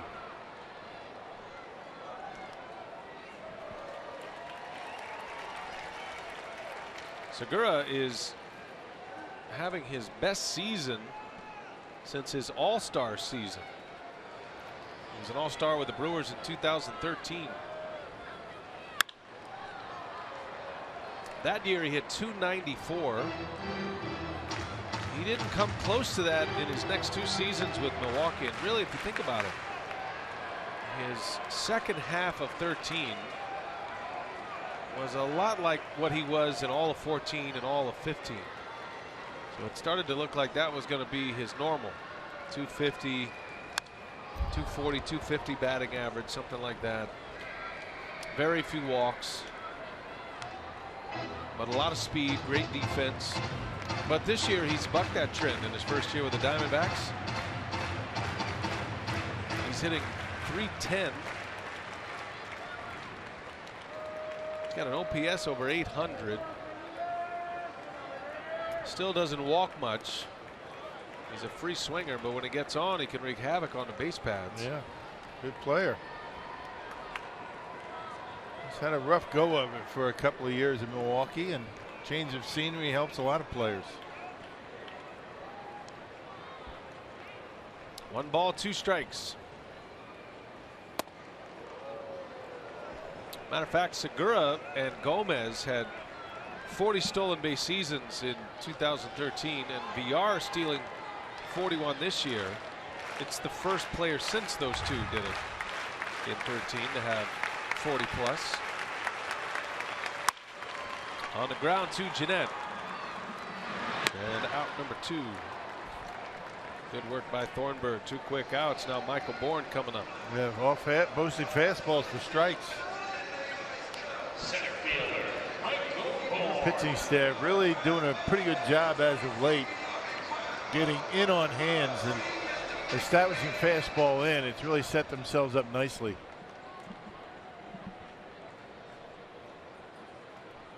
Two in the 10th. Thornburg trying to get this one to the 11th. As Bourne takes a strike.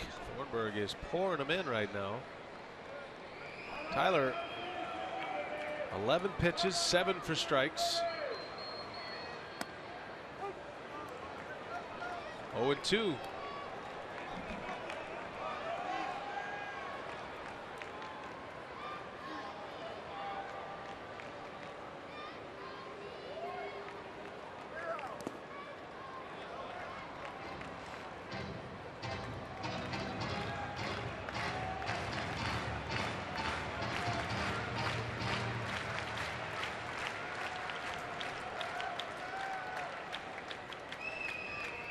2-strike pitch on the way, and Bourne able to lay off. Checks his swing. 2-2 now to Michael Bourne. 1 walk-off, 2-run home run back in 2014. Thornburg trying to keep it that way. Here's the 2-2. Hit hard, left field, slicing. Braun is there. Nice running catch by Ryan Braun. Got a great jump. 1, 2, 3 innings to Thornburg. The Brewers bullpen holding serve. Let's see if the Brewer offense can score.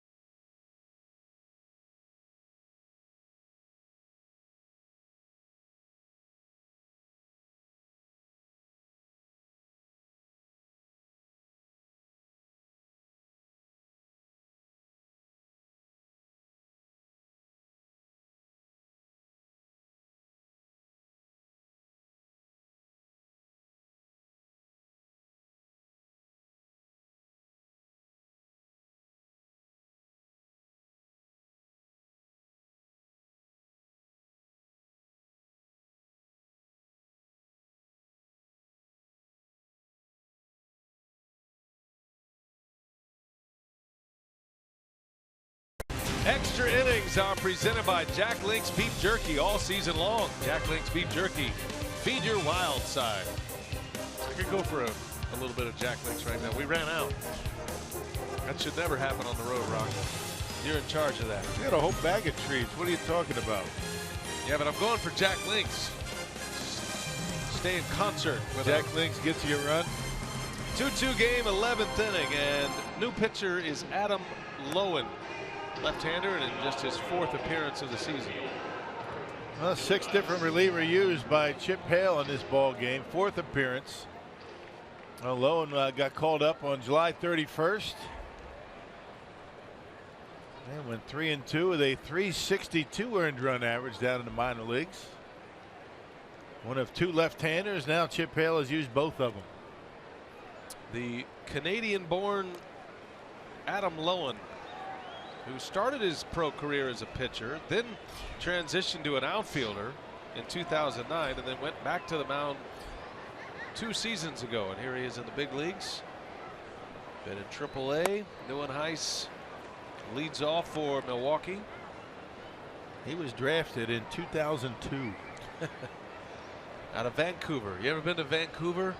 I played AAA there. That's right. Right there on Bill Schroeder Avenue in Vancouver. Right. Named the street after you. Did you have a good year there in Vancouver? Absolutely. The only time I had bad years was in the big leagues. Made all your outs in the big leagues, right? That's how I got there, right? That's okay, though. Yeah. Here's the 1-1 to Neuenhuis. Half swing. He goes.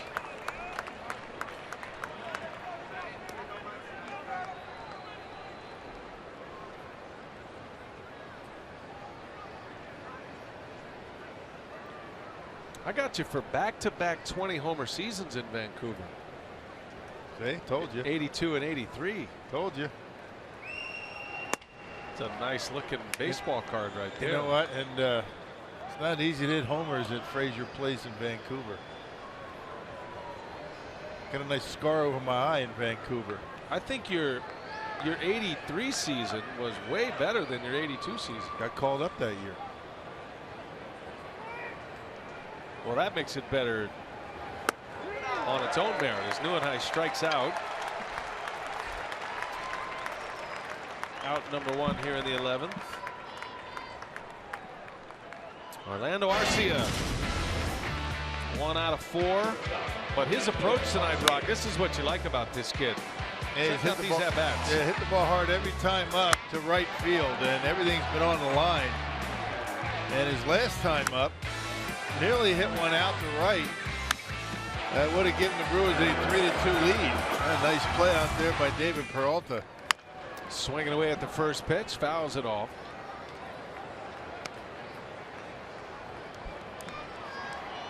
Arcia just turned 22 yesterday.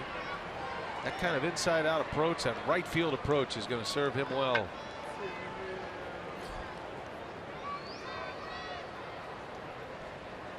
No balls and a strike.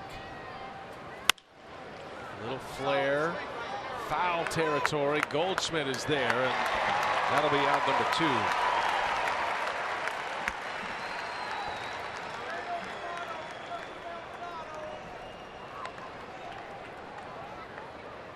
Catcher, Martin Maldonado. Here's Martin Maldonado.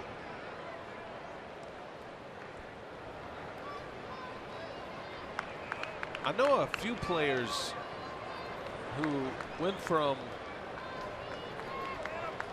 position player to pitcher. I know a few players who went from pitcher to position player.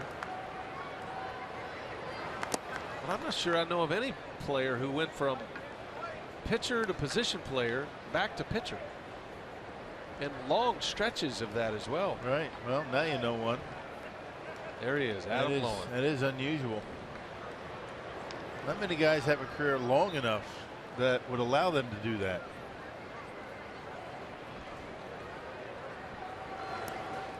The 2 most famous position players turned pitchers, or the most famous pitcher turned position player, I should say, would be Babe Ruth, number 1, and I got Stan Musial, number 2.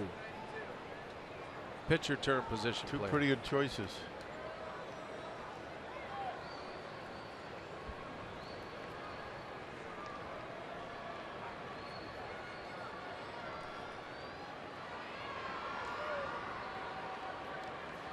Two 2-0 to count on Maldonado. Diamondbacks have 2 guys who were pitchers and are now position players. Well, Lowen's a pitcher again, but David Peralta did the same thing, the right fielder.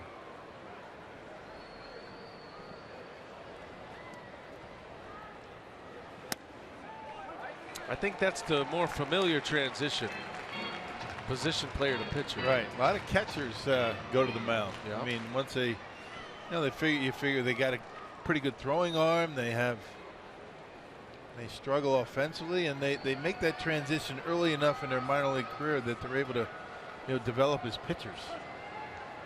Like Junior Guerra.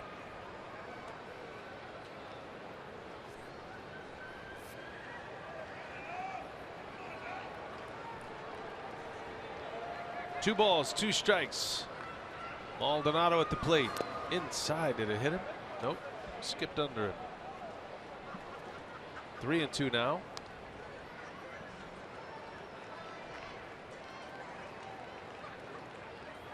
Rick Ankiel made the transition from pitcher to position player.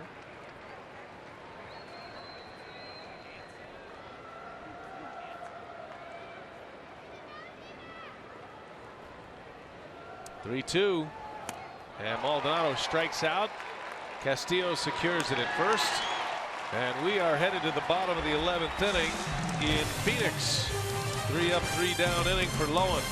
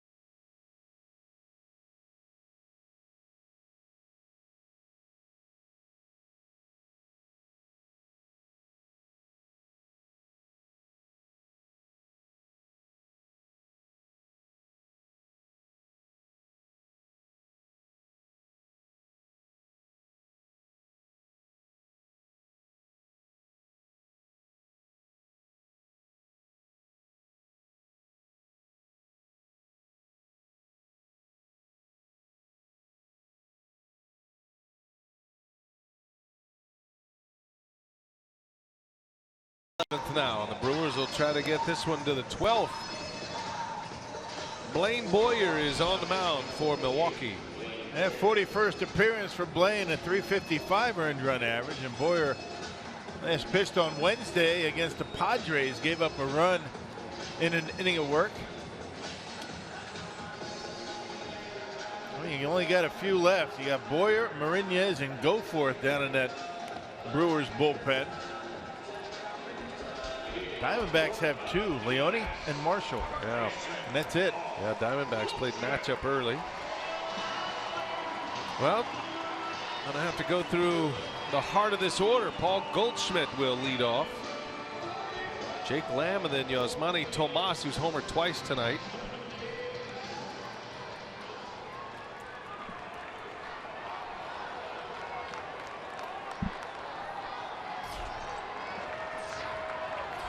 Blaine Boyer starting this 11th inning. Tyler Thornburg retired the side in order.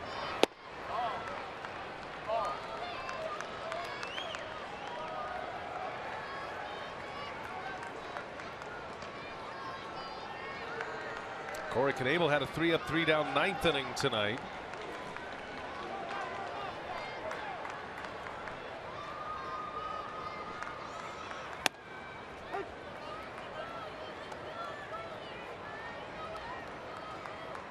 You look at Carlos Torres tonight in the 8th. Looks like a lot of traffic, but he pitched well. Had a strikeout, a wild pitch, put a runner on, and then a bunt. They walked Goldschmidt. He ended up with 2 on behind him, but was able to get out of the inning and got Lamb and Tomas in that 8th. Blazek was the first out of the bullpen in the 7th. Worked around a leadoff single, had a couple of strikeouts. Yeah, that was a great play by Arcia up the middle, and then Chris Carter picked a low throw. Had that ball gotten by him, would have been a run for the Diamondbacks. The Brewers have really done a nice job defensively tonight. 1 ball, 2 strikes, and 2-2 on Goldschmidt.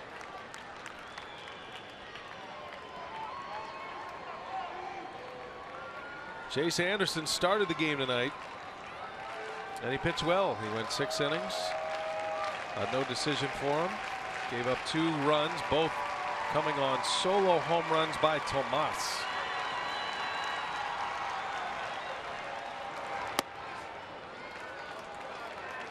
Well, he's got patience at the plate, does he not? You got to throw this guy strikes.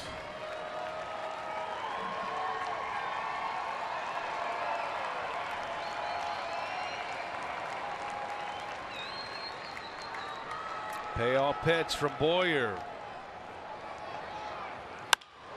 Right center, a base hit. Muscles one for a single to start the inning, and the Diamondbacks have the potential winning run on. Paul Goldschmidt with his first hit of the night, a hit and 2 walks tonight. And not a bad pitch by Blaine Boyer. It wasn't supposed to be inside. That's where it ended up, but Goldschmidt got jammed a little bit, but able to dump it out into right field for a leadoff single.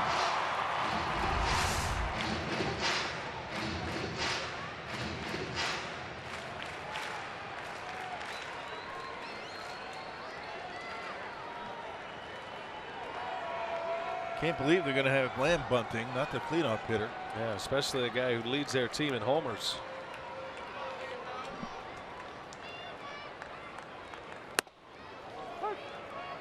You got VR in on the grass, but I'm not thinking they're going to be bunting.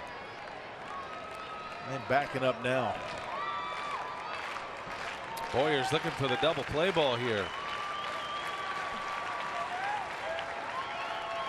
11th inning, Diamondbacks with their lead runner on. First hit for Arizona since the 7th.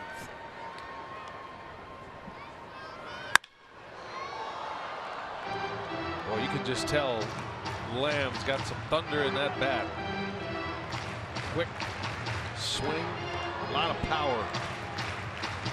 The hardest hit ball for him tonight was that ground ball in the 6th inning that turned into a double play. That was the ball to Carter. Only 25 years of age. He's a big guy too. 6'3", 215. Plays third base. Has had his throwing problems this year. Line shot, center field, base hit. Goldschmidt's going to turn. He'll stop around second. And the Diamondbacks with back-to-back singles in the 11th. And now the game on the line with the star hitter of the night coming up in Yasmani Tomas. Yeah, 2-strike pitch, got a little bit too much of the plate, and Lamb able to hit it hard into center field.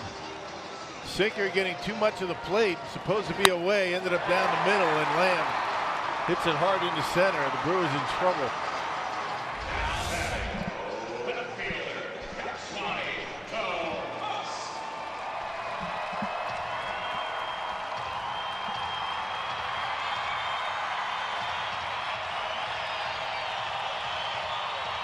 A spot where Boyer needs a double play ball in a bad way.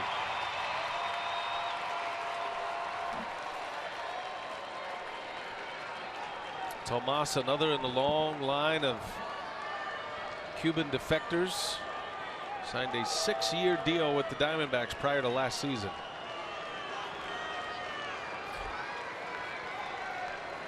Only 25 years of age.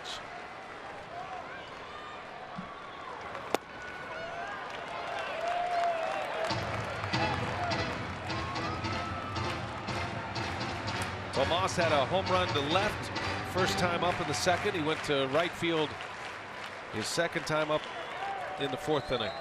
Now 21 home runs. He was robbed of a base hit by VR in the 6th inning.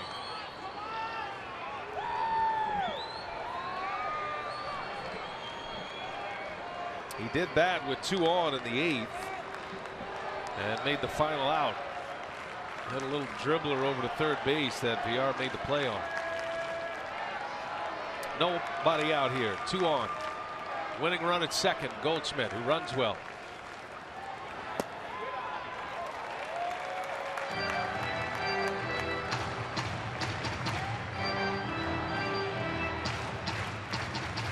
The Brewers outfielders play so deep. Any base hit that hits the outfield grass, and Goldschmidt's going to score. Yeah. They get good arms out there, and unless they charge pretty hard, they're not really going to have much of a chance, depending on how hard the ball's hit. 2 balls and a strike on Tomas. Yeah, but you got to cover ground. I mean, you got to get the outs. Certainly, anything hit over their head is going to be that drop is going to end the game. Got to cover those gaps.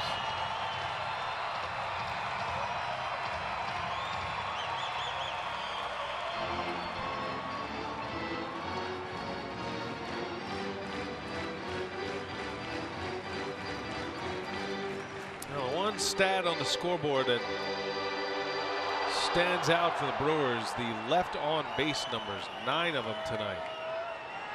Diamondbacks have left 6. Brewers have had a lot of chances. 2-2 game. It's been that way since the 7th when Broxton hit a pinch hit homer. Tomas, a swing and a miss. 2-2 the count. They're right at the bottom of the zone down the middle. Tomas with that big uppercut comes up empty on it. That's some good movement by Boyer.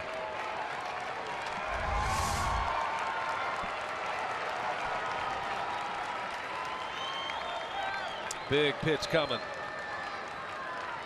2-2. Brewers set up to turn 2. And Tomas chops it foul. Just got a piece. The thing about Tomas, the scouting report on him is he's patient early in the count, but you can get him to chase with 2 strikes. Didn't show the kind of power last year that he has this season. He was called up early, played in 118 games for the Diamondbacks, and he hit just 9 homers. He's got 21 this year in 94 games.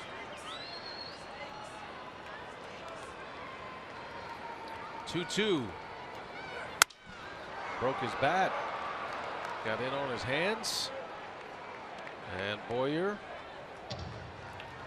will sit on a 2-2 count. He's got Tomas in swing mode here.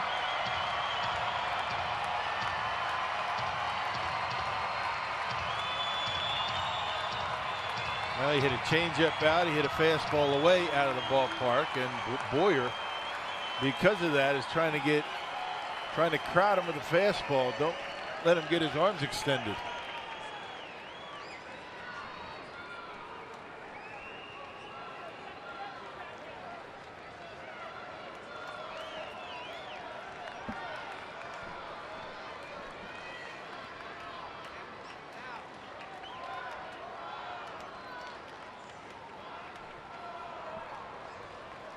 Goldschmidt carries the winning run at second.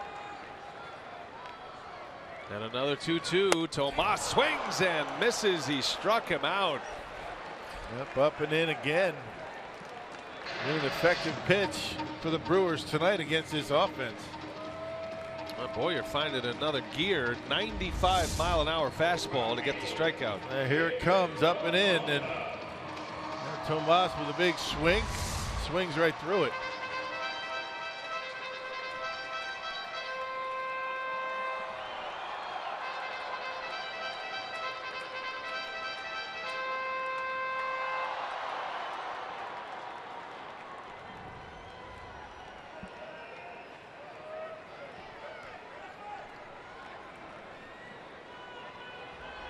Here's Peralta now.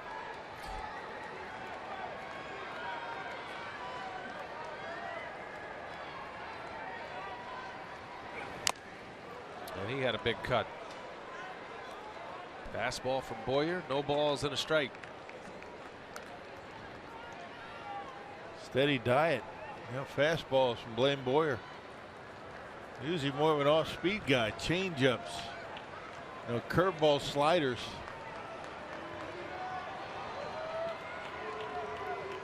Goldschmidt started this inning with a single to right center.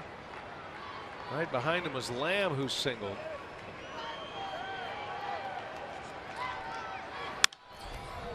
Oh, and 2 the count. Way late. And another one at 95.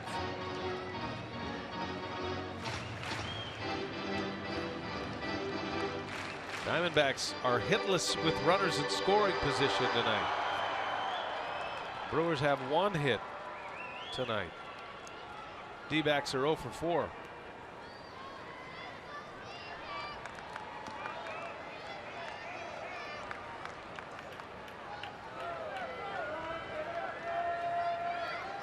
No balls, 2 strikes on Peralta.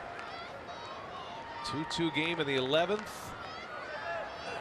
And Peralta fouls it away. Don't remember Blaine Boyer throwing this many fastballs in an inning. It just seems like one after another. He might need a day off tomorrow.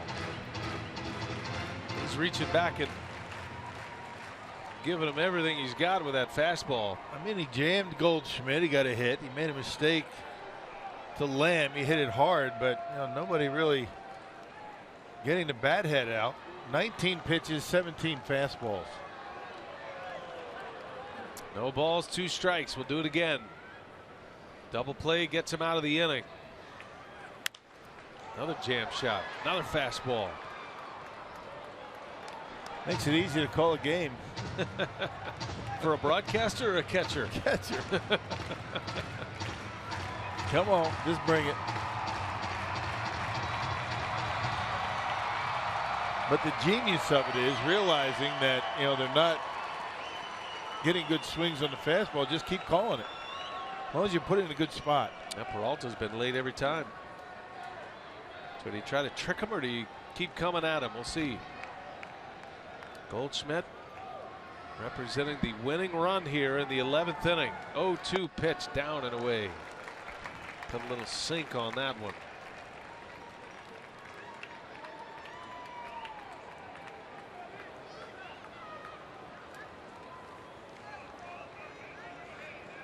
Brewers fell behind twice tonight. Came back twice. Garcia with the RBI single and the 4th tied it up, and then Broxton's pinch hit homer. That was in the 7th. 1 ball, 2 strikes. Peralta on the ground up the middle. Arcia's got it, trying to get the out at second, and everybody will be safe. Arcia was trying to flip it out of his glove to Jeanette. Yeah, he wasn't going to be able to get it out of first base.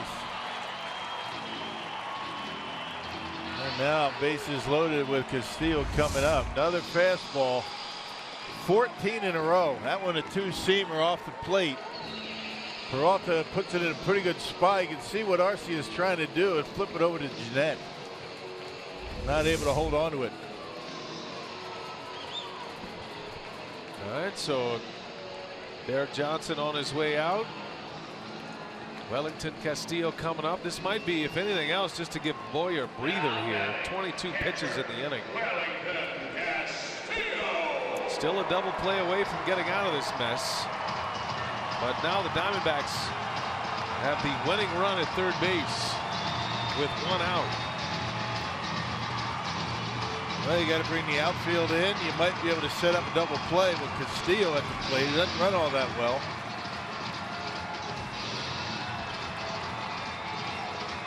All three outfield arms are strong. Braun in left, Neuenhuis in center, and Perez in right.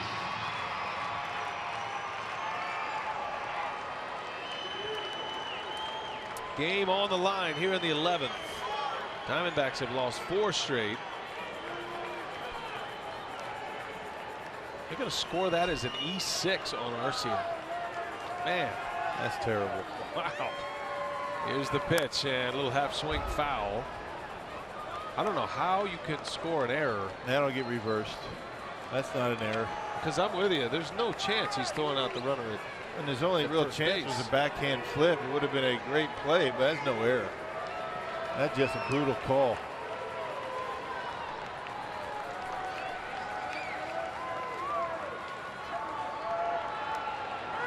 No balls and a strike on Castillo. He's pouring into fastballs.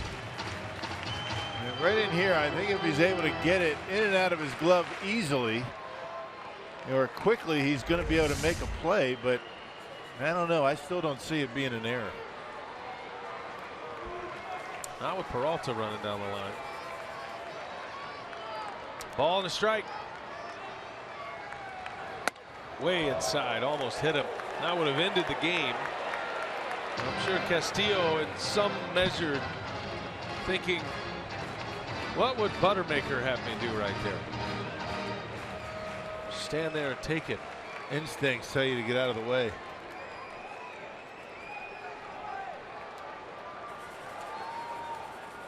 Now it's 2-1. Brewers are straight up in the infield, looking for that double play ball. 3 balls and a strike, and nowhere to put them. A lot of pitches for Boyer. This will be his 27th. Fans are up.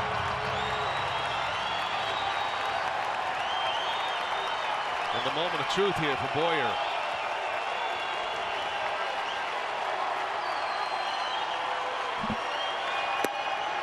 Lost him. Wow. Called a ball, and the game is going to end as the Diamondbacks win it. I don't know about that one, partner. That looked like a pretty good pitch. Let's see. Castillo gets a walk-off walk.